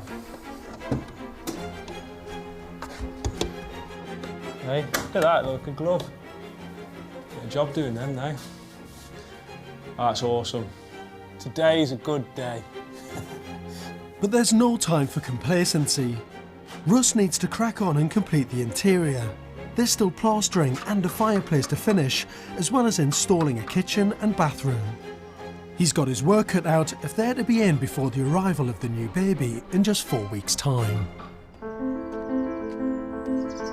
It's a year and a half since I first came to Foxholes Farm in North Shropshire. I'm back to find out whether Russell and Nadia are finally out of the caravan and into the family home they've been working so hard for. Morning! So good to see you. Look at you, not with all your building gear on or anything, looking very smart. Hello, you. Hello. So good to see you. You all right? Yeah, Angie. I'm loving the fox on the door. That's a lovely little touch, that is. Foxholes. It is really, really, really smart. It looks like a home. I know. For the first time. Been a long old slog. I'm surprised you're even awake today, mate, to be honest with you. Yeah, well, it's kids that keep me up now, not work. And that's great, congratulations. Thank you. Yes. New baby. Yeah. Another little boy. Vinny. How you've managed to do a build and all of that at the same time, as well as juggling work. You didn't cut back on the number of challenges that you took on. Didn't take the easy route on everything, so... With new oak windows and repointing, the exterior is certainly impressive. Oh my word. 18 months ago, the interior was nothing short of dilapidated. So how's it looking? All finished, hopefully, George. Yeah. It's fantastic, isn't it? Yeah. That's ridiculously smart. What does it feel like to be in? It's great, isn't it? Not a bit surreal, really. I said to Russ, it feels like I'm sitting in somebody's house thinking, well, this is a nice house. Yeah. It's amazing. Yeah, I love it. Russ and Nadia have turned an unloved building into an outstanding piece of craftsmanship. And the quality of those windows. I mean, to have put in bronze casements. Look Try at that. it, have a go. They are amazing, honestly. I mean, the craftsmanship. They do work so well as well. Mm. The old shutter's been reused, are perfect. You've inset them. And really lovely. All the joinery work is just fantastic. All the original features of this Grade 2 listed building, like the lime-rendered walls, have been retained using traditional materials and methods. When work first started, the kitchen and dining room had little more than a mud floor, with the rear of the building exposed to the elements. How's it looking in there? Hang on a minute, that's far too smart. This is lovely. Is that your temporary kitchen? Yeah. You're kidding, aren't you? It's nice, isn't it? I think that's smarter than the one in my house. I know, I don't know what we're going to do the extension for now, to be honest. Now it's bright and airy, with a magnificent locally carved stone fireplace as a central feature. All the work that we did at that side there, with all the structural work and getting the old brickwork sorted out and getting steels in there and everything else, that was a massive bit of work. Yeah. To get it just looking as simple as that, but that is super smart. This is our own little reveal. So For you, George. Sweet, hello. 3 weeks today. You must be absolutely over the moon. Yes. New house and new baby all at the same time. Who's this? Benny! No wonder these guys are shattered. It's quite a feat to have accomplished an incredible restoration and welcome a newborn to the family. The makeshift Upstairs, the rooms were once just empty shells. What are these rooms going to be through here? What's your plan? Bedrooms. Bedrooms? Yeah. Yeah. Now, they're comfortable, homely spaces, which retain many listed features, including the refurbished oak cupboards.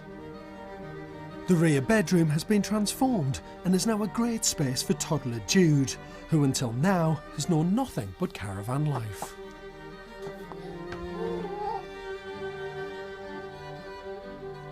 You know, it's a space that's just packed full of character, isn't it? I love that cross in Yeah, there. it's one of my favourite walls, actually. It's a really lovely touch, that, isn't Yeah. it?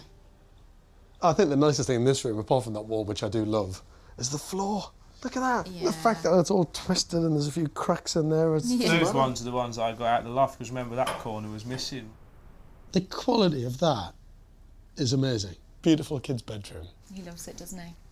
Look at that bath. A proper roll-top bath you've got there. Yeah. It's brilliant. What a great little space.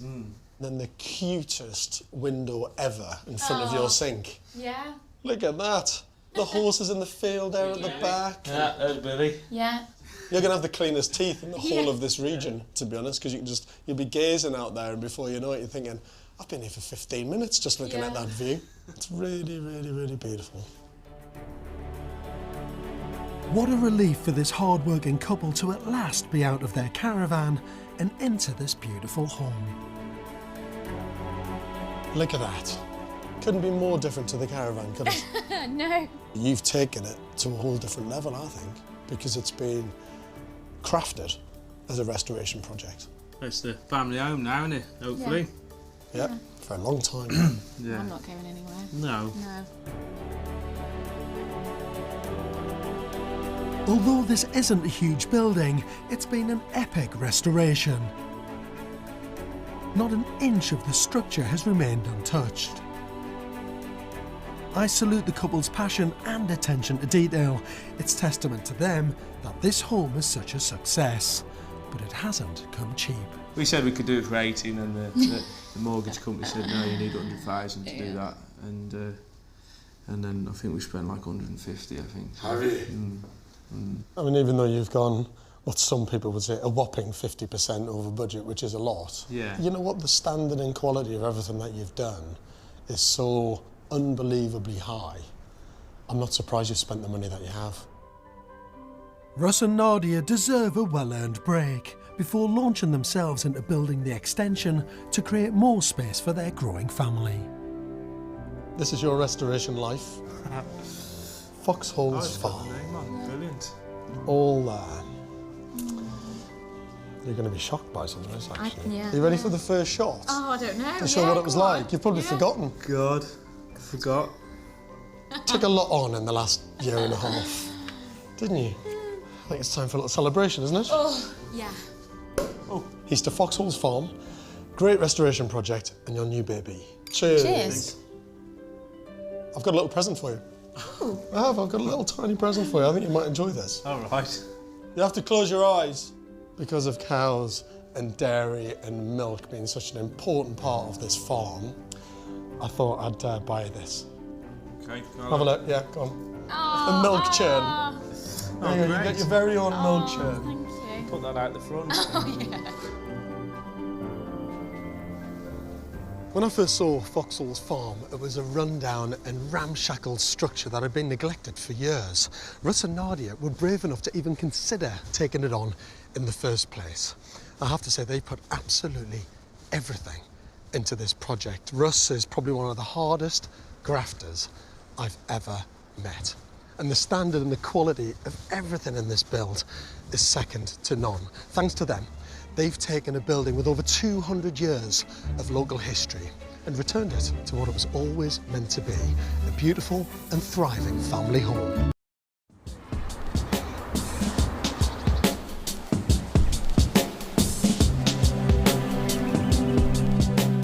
The beautiful fishing town of Kirkcudbright sits on the southwest coast of Scotland. Jenny and Michael spent £94,000 on the remains of a 600-year-old farmhouse, complete with over 5 acres of rugged Scottish land. Designer and architect George Clarke followed their progress. Is this something that you've always dreamed of doing? I love the countryside. We both love the countryside, haven't we? For me, in the job that I was looking after a chemical plant. A lot of the time, especially when the kids were smaller, I would often just get home after they'd gone to bed and everything, so I never really had much time to spend with the kids. To top it all, I mean, he had a heart attack when he was 29. What? Through stress, through work. You had a heart attack at 29? Thought, well, is it all worth it? Is it worth carrying this on for another 20 years and probably never getting to an age of retiring? Or is it worth just saying no? People probably think we're absolutely mad, but I mean, the house is only the small part of it for us. It's the land, the views, the kids being happy. And here we've actually got a life. We've got a family life. We've got everything here to be able to live and enjoy life as a whole. You haven't got a house yet, though? No.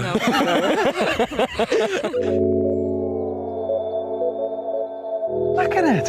Yeah. This certainly is a ruin, isn't it? That's an understatement. Just a bit. Allegedly, Mary Queen of Scots stayed here at one point and everything. And no. Yeah. Shall we go and have a look inside? Come on. Okay. It may have been a ruin, but it was a protected ruin and couldn't be demolished. Michael and Jenny were going to have to build on what was already there. Wow. This is unbelievable. It's absolutely incredible.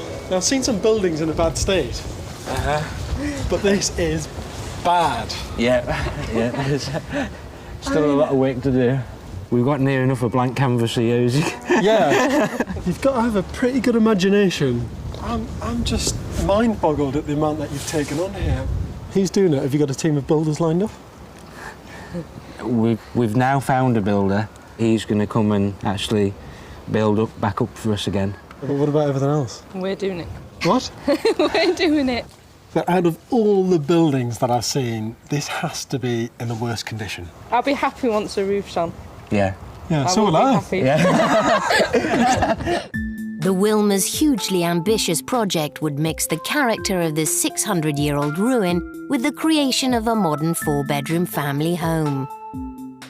The ground floor would have an open-plan layout, the main area being an enormous contemporary kitchen diner, the future heart of the home. This would open onto the living room with its characterful stone fireplace. An elegant oak staircase would lead to the newly created first floor.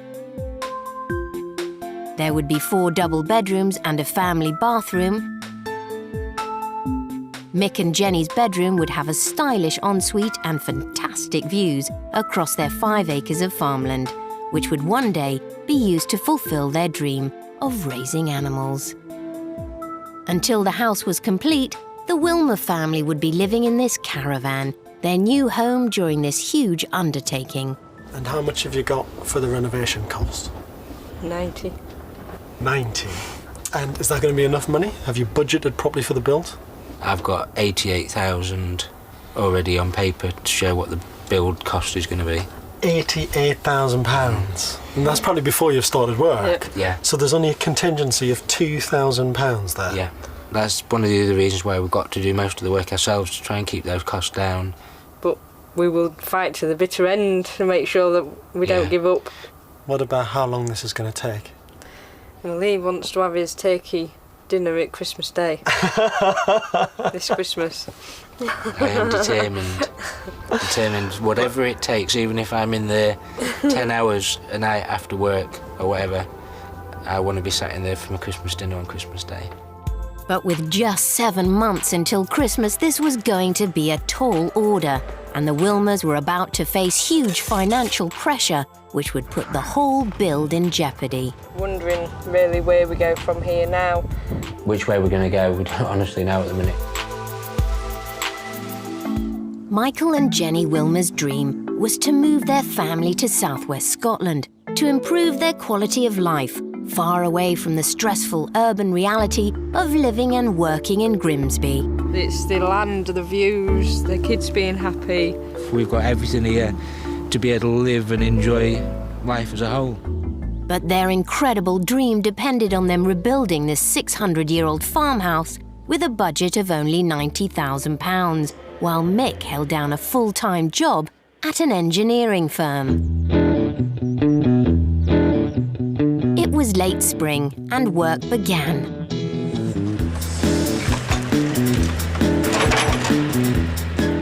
There were no walls or roof, but already Mick started dreaming of moving in time for his deadline in just 7 months. This will be where I'll be sat having my Christmas dinner. The build budget was going to be tight, so 5 mornings a week, Mick kissed the family goodbye and, to make ends meet, headed to his full-time job. It's tiring sometimes, but at the end of the day, it's a means to an end. I've got to work to be able to pay the mortgage. If I don't get the mortgage, we can't do the house. But Michael's boss, George, had his concerns about the workload. Well, I've been to see the house and there isn't a lot there, really. I was very surprised when I got there, actually. I think he's a man that likes to take on a bigger bite than he can chew, I think. My work colleague said that he'll buy me this bottle of whiskey if I'm in there for Christmas, so I've told him he better start saving up. Can't it get here any earlier, because we are absolutely desperate. With Mick away at work, Jenny was left to oversee the build. Her first job was to get materials in for the newly arrived brickies who were doing the initial building work. I'd like to order 10 tonne of sand as well. It was a huge job to rebuild this pile of rubble, but the warm summer weather provided the ideal opportunity for the brickies to make stunning progress. They were soon making good the old brickwork and knocking up new walls. To me, I'm really, really pleased about how the builders are progressing on. They've done loads more than what I ever dreamt they would have done. We've just got to keep pushing them at that pace. In just 6 weeks, this total ruin once again had 4 solid walls. See you later.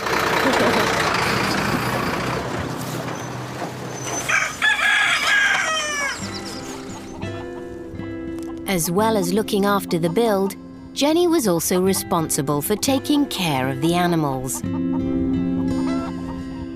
But it wasn't just a hobby. Eventually, they hoped the animals would generate an income. At least that was the plan. I've never raised animals before, but we did have a budgie once. Well, that's it. But with one success under her belt, Jenny felt confident enough to welcome some new arrivals. We went for 6 and I ended up with 12 because I couldn't leave any of them. A couple are going to be for pet, a couple we're going to sort of breed on. And for the children, their new life was a world away from Grimsby. I love it here because basically down in England that was kind of boring, but now I've moved up here, I've got everything. The boys are like human boys. But the one right at the back with a little tuft on his head called George.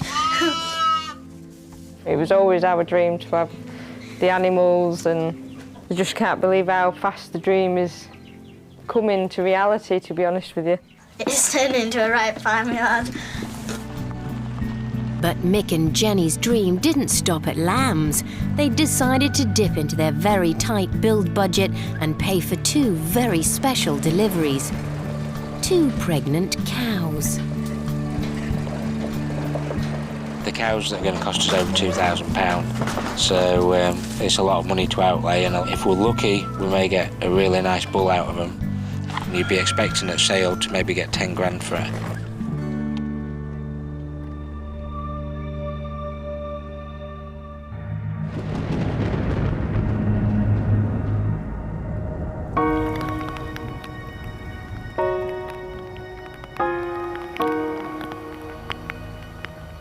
It was 2 months since the start of the build, and George returned to find out how they were getting on.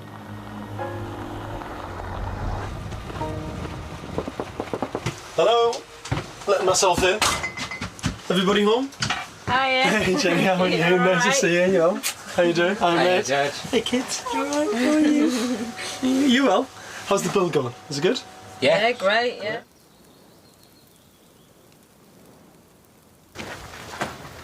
Now, this kitchen. Wow. Look at the size of it. So how does it feel now, standing in this space? You get a sense of what it's going to be like, can't you? Yeah. You can imagine where everything's going to go now. Fantastic. I mean, to have a space as big and as grand as this in this sort of house, I think it's wonderful when it's the most important room in the house for you, isn't it? Yeah, it is really, yeah. The real surprise, in just 8 weeks, this house now had a first floor. I am actually astonished at how quick they're working. I think it's unbelievable. I mean, if they keep working at this rate, it's going to fly. Yeah. I still don't believe he's going to be in it for Christmas, but... The rate of progress was impressive, but using so much expensive professional labour had stretched the Wilmers' very small £90,000 budget. So how much have you spent so far? I would think we'd be between sort of 40 and 50,000. So you'll have spent 50k, and when the guys have finished work here, you'll have £40,000 to finish the build. At what point are you going to start doing more work yourself? Once the roof's on. Right. Once the roof's on, that's it. Everyone walks away apart from us. Everybody goes. Yeah. How are you going to juggle that with your work? I just can't see how that's going to work. Basically, it's just going to have to be a case of coming home from work at 5 o'clock, 5:30, and then going into the house and working through till 10 or whatever. And I will be tired at the end of it. I know I will. I can guarantee you will be. There's no doubt about that. Yeah. I mean, you know yourself, Jen knows that if there's something that I really, really set my mind onto, it's not very often that I've managed to fail to do it. I'll normally find one way or the other to try and get it done if I can. It will be done for Christmas.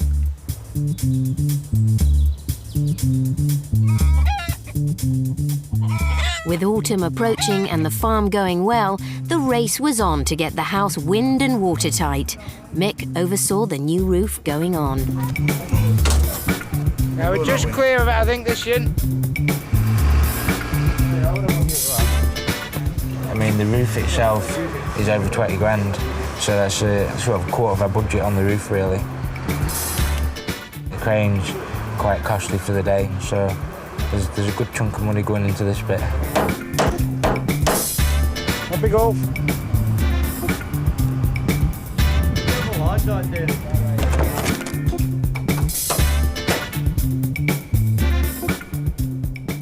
After just 2 days, the large roof trusses were in place. It's coming along all right.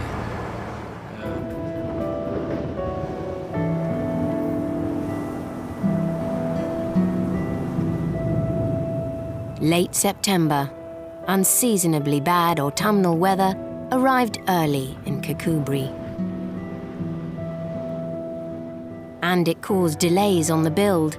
The roof was now 2 weeks behind schedule. As the outside contractors for this job were being paid by the day, these delays were extremely costly.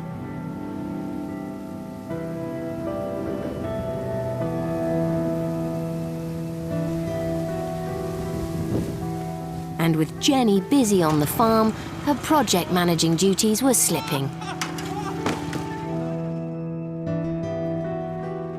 Mick decided on Plan B. I've basically left Jenny looking after the build and everything, and it just appeared Jenny's a little bit out of her depth with what's going on. So what I've done is I've actually spoke to my boss at work and took some time off work to be able to come in and manage the build. With Mick taking unpaid leave, the family's living costs now had to come out of the dwindling renovation budget.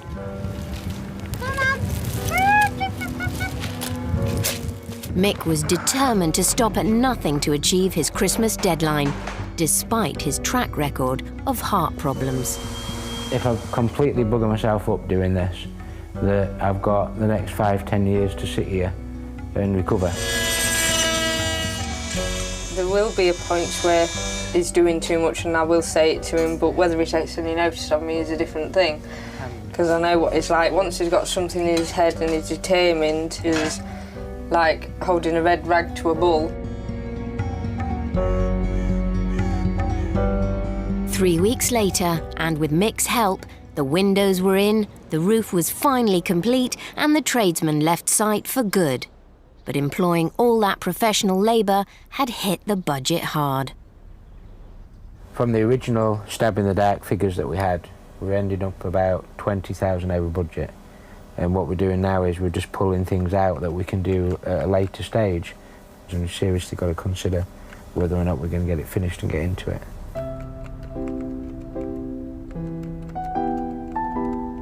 We'll get there.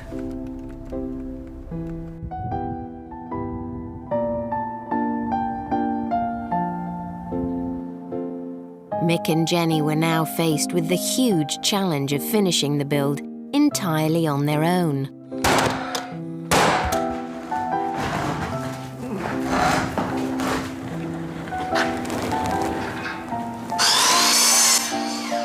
And we probably will burn ourselves out, but the benefits at the end of it will be, you know, tremendous really for us. Working 7 days a week, 12 hours a day, Mick and Jenny alone put up new walls, put in insulation, and installed new flooring.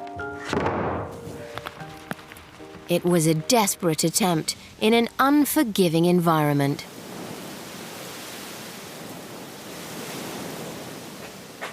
Michael, Jenny, how are you doing? Hi. Good to see you. Are you well? Yes. What is going on with this weather? I can't believe it. Every time I turn up, it's miserable.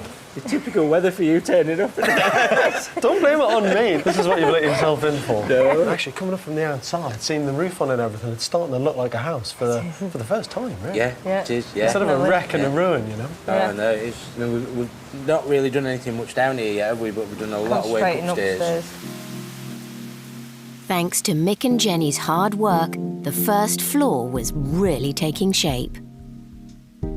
First layer of boarding up on here. Yeah, we're ready for electrics and all this half. God, you are flying. Yeah. And in here, well, this is your master bedroom, isn't it? It is, yeah. This is brilliant. I mean, the last time I stood in this space, I was in that corner, standing up looking up at the sky. And what's beautiful about here, what I love about it, for the first time, there's a wind and watertight bedroom. Yep. You can see the sea. You can. Yeah. Every single day you're going to wake up in this space and see the sea down there. Yeah. Doesn't get much better than that, does it? No.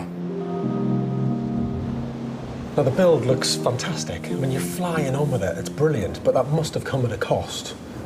Basically, we've had to go back to the bank and actually borrow some more money to be able to get us finished. How much more? Well, we've asked them for 30,000. 30 grand? I mean, do you think that's going to be enough to get the place finished? It's only going to be down to us.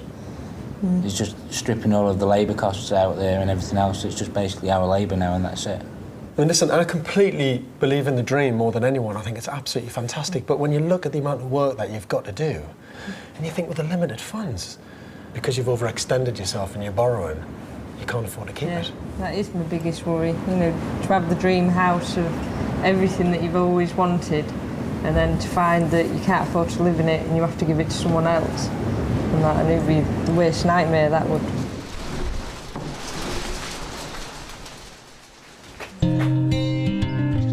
To escape from the stressful build, the family took some time away and enjoyed the beautiful countryside near their home. Now I've got that house there finished, we can spend some more time coming looking at them in the summer and that, eh? You're ruining this party, jeez. What? You're getting a lot at the time. Would you like to go back to England? No!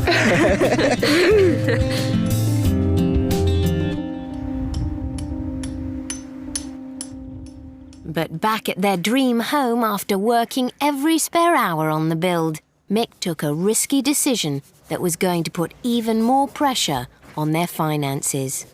Well, basically, I've left work, Ellen. Now I can concentrate on the house altogether.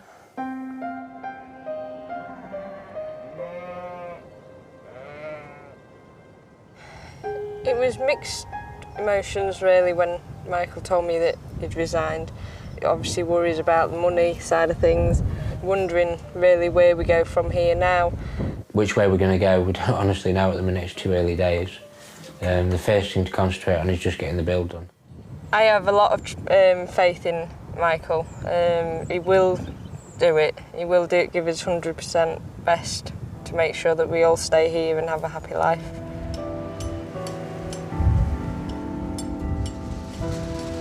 But work on the build was about to bring them even more stress. The wall on this side of the kitchen, I ain't got a clue what I'm going to do with it. If you want to turn around and have an argument with me or whatever... No, I'm not doing that. Mick and Jenny Wilmer moved to Scotland for a better quality of life for their family. Mick had given up work, so they'd borrowed an extra £30,000 to finish the build, which had to cover the family's living costs as well. Mick also hired a plasterer with some of this money to hurry the work along. The whole family had to learn new skills. Laying concrete,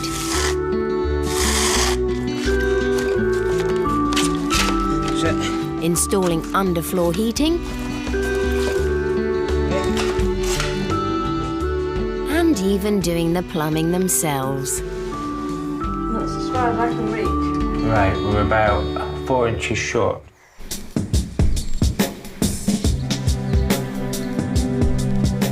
The Wilmers worked tirelessly not only on the house, but also on taking care of their animals. Come on.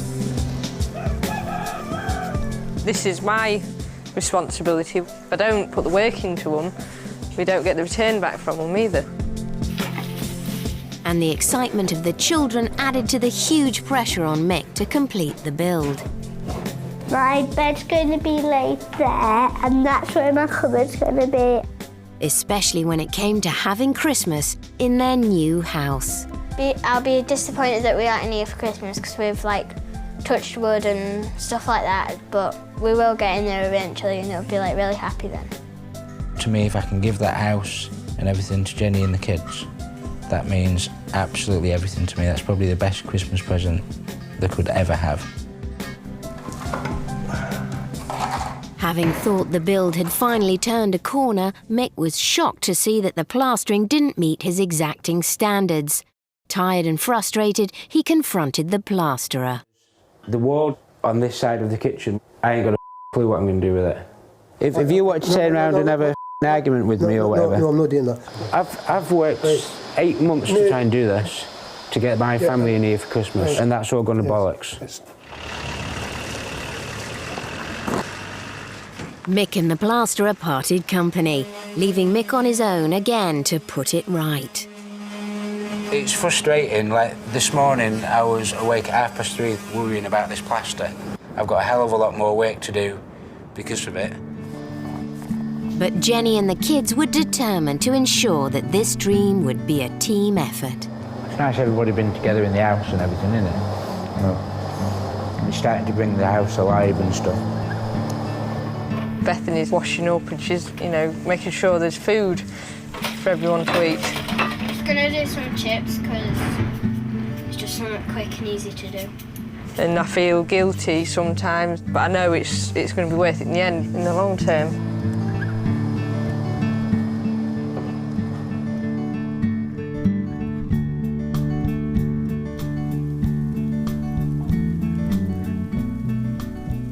Mick and Jenny's superhuman effort had really pushed this build along.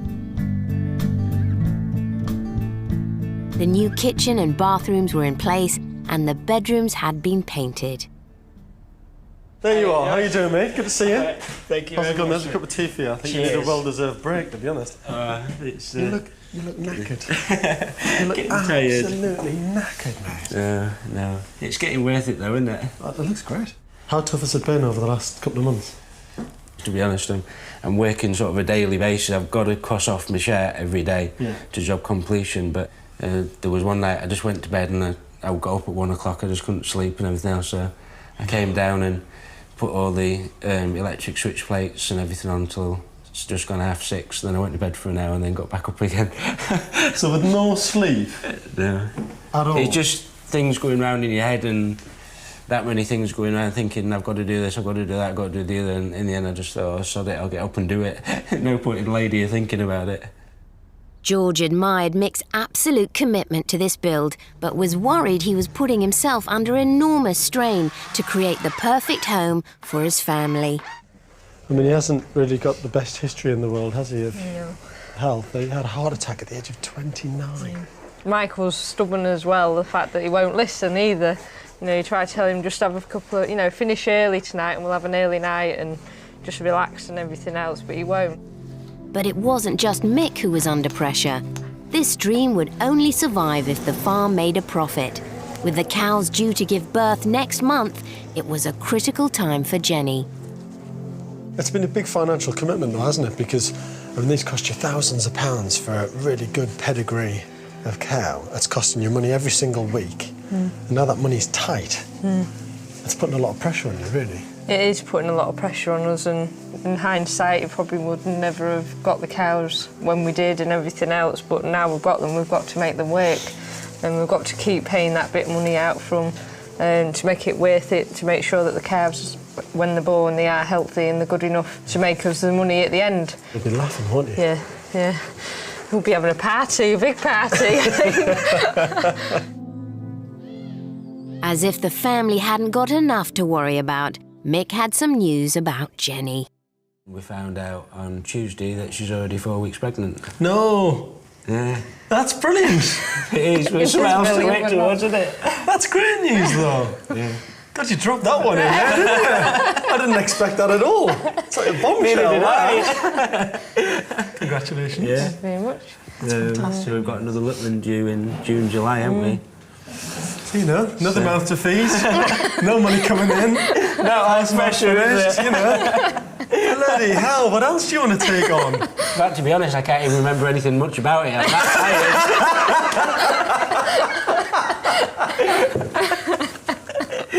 I'm just hoping it bears some resemblance to it. How did that happen? Exactly. That baby comes out looking like the plasterer. Exactly. All sorts of trouble. With even more now resting on this dream and no money in the bank, George wondered what the plan was to finish the build. So the financial position now is there's no money in the pot. You're skint. Got absolutely nothing left. And you've got to finish this build in... You want to be in here for Christmas, which is 16 days away. 16 days with no money. I mean, what are you living off? How are you going to get through to Christmas? We're just using the mortgage to pay the mortgage at the minute. As daft as it sounds, but that's so the what money we've got that to you've do. borrowed to do the build, you're just spending that to live. What are you going to do after Christmas? You've got no job, you've got no money in the bank. Just going to have to get out and get work and get money whichever way I can. And you don't even have like 0.1% of doubt, do you? No, not at all. Even a bit. I'm not relying on anybody. The only person that's going to mess this up will be me, and it ain't going to happen.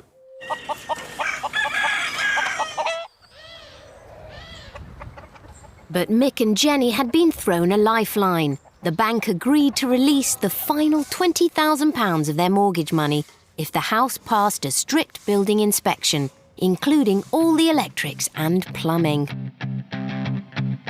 The inspector could fail the house on just one thing. If he did, the cash would not be released, and for Mick and Jenny, the dream would be over. It took 2 weeks of relentless 16-hour days getting this house habitable for the family and good enough to pass the inspection.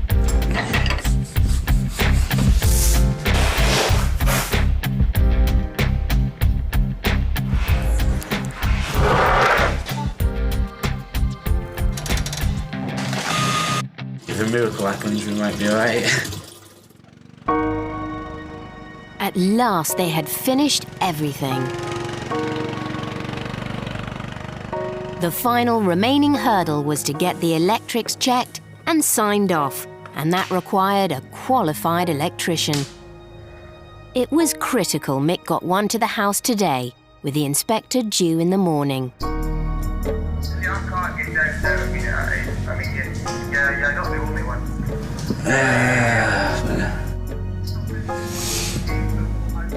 Let down by the electrician, the final inspection was cancelled.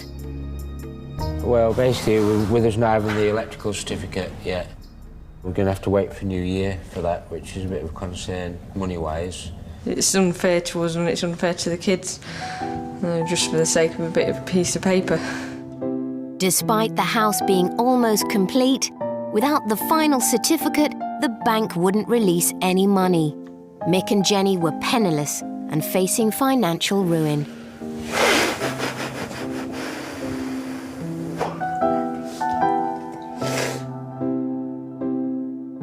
But the Wilmer family refused to fall at the final hurdle. Definitely come too far now, so I don't think anything's going to stop us from getting in for Christmas.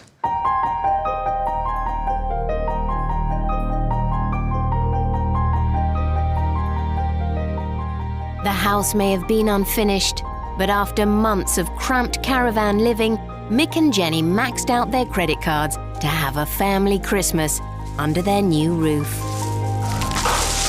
That's Christmas dinner, going into my new oven. Looking forward to cooking it.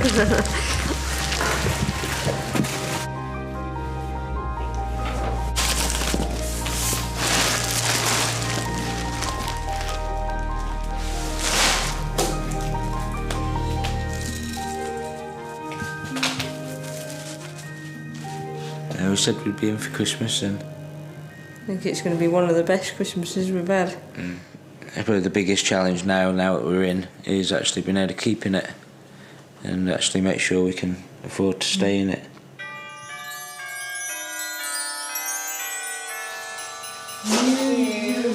What's that?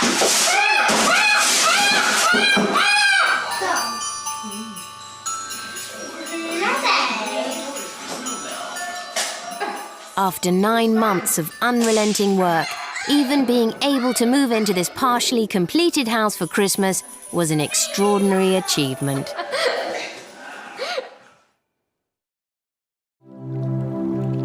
In the new year, the Wilmers finally received their electrical certificate, and the bank released the money, allowing them to pay back their credit card loan. George returned to see if they'd finished the build.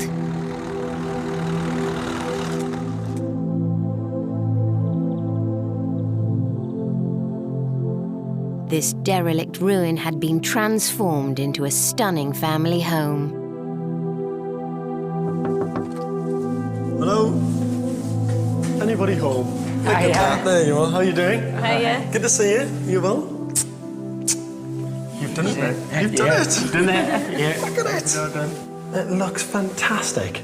I mean, this is the dream kitchen that you'd always wanted. Exactly what I had pictured in my mind. And you compare this to the caravan. I mean, this space is about 4 times the size of the caravan. Yeah, yeah, it is. And the kitchen. It's unbelievable. Yeah.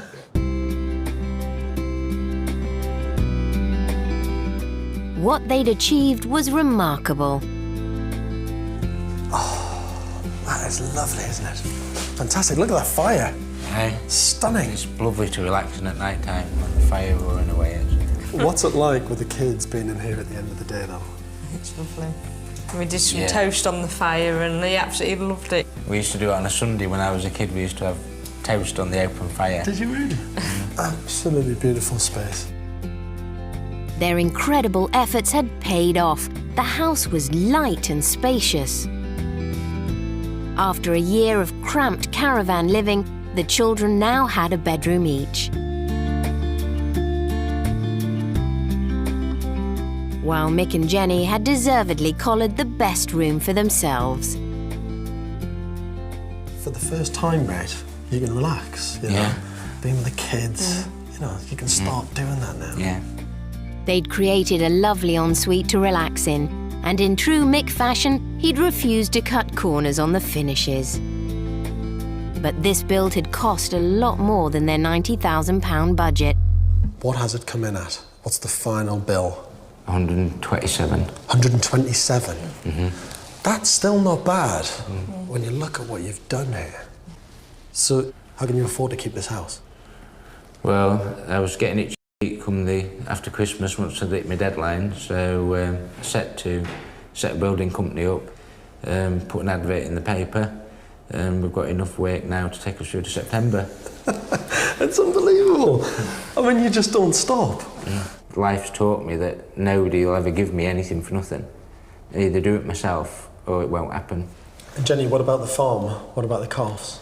Well, the farm's gone absolutely brilliant, and there was both bulls. No. They were. No. They were. How much do you think they'd be worth? We'll be looking at getting £5 a piece for them. £5 a piece? I should go the horse racing with you or something.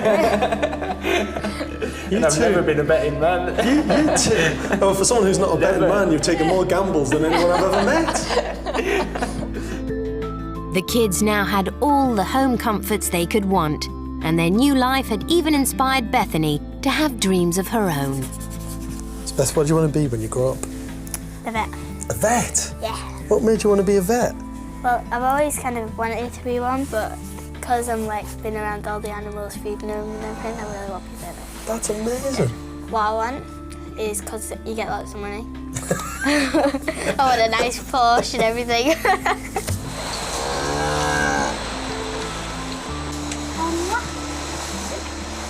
Now you're living on a farm now. What's that like? Cool.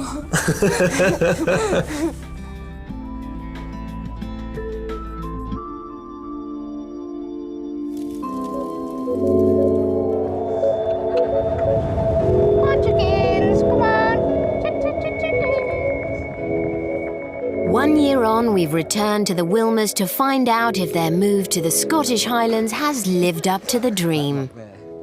Well, we had lots of ups and we had lots of downs. Was it worth it? It's over a year since Mick and Jenny Wilmer and their young children took the gamble of a lifetime and moved to the Scottish Highlands and renovated this 600-year-old ruin. Since we left them, there's been a new addition to the family. Well, we had another Wilmer arrive. His name's Aaron, and he's wonderful, isn't he? Yeah, he's brilliant. And it was wonderful bringing him home to here. Hello. Hello. really nice seeing what he's got to grow up in. The Wilmers swapped Grimsby's urban streets for the beautiful Scottish countryside. Just worlds apart up here compared to what it was at Grimsby. We've got a lot more time to do things together. We've become a family again, rather than just you going out to work and me looking after the kids. And being up here has allowed that to happen. Yeah, it's brought us all close together, definitely. The whole family are now settling into their new home. This is definitely the house that we've always wanted. We've got the space for the kids. I've got my dream kitchen. And it's enjoyable cooking now. Instead of being a chore and hard work in the caravan, it was just terrible, to be honest. And Mick's putting the finishing touches to Aaron's nursery. Wow, thank you.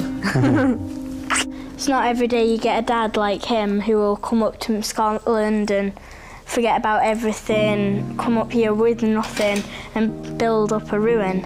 And I'm glad that he's done it, because it's like the best part of my life has been up here and I really enjoy it. I absolutely love building this place and being able to stand back and look at it and say that's what we've built and all the rest of it. If Jenny had let me, I would do it again tomorrow. Following the success of his own build, Mick set up a construction business. The plaster will get finished and he'll come again on Monday and start downstairs. Right. And we've got over £300,000 worth of work on the books.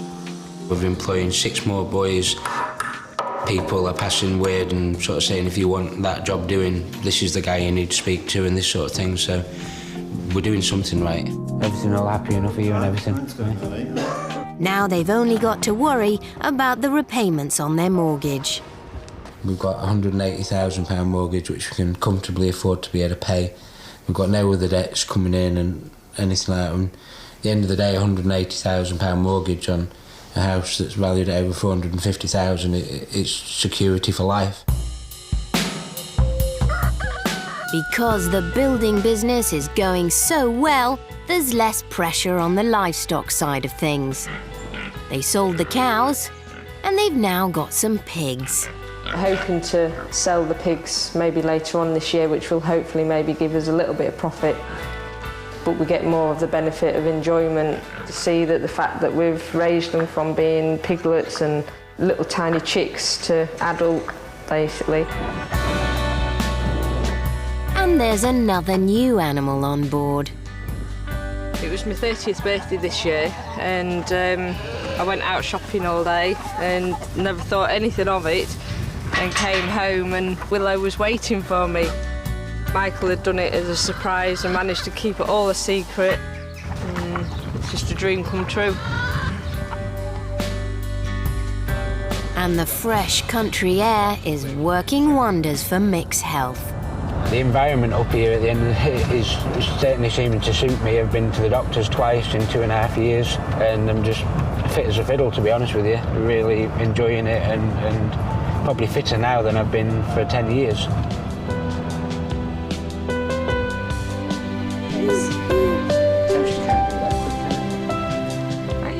We definitely made the right decision. We've had a lot of ups and downs, we've had a lot of heartache, tears, worries, stuff like that, but we've got a beautiful family home in Scottish countryside. It just doesn't get much better than that, to be honest. Give me some more. When I look back on the ruin that we did have at the beginning and then look at the wonderful place we've got now, it's just a miracle. It really is a miracle. Mick and Jenny Wilmer risked absolutely everything to achieve their dream. They now have the perfect home and wonderful life that at one time hardly seemed possible.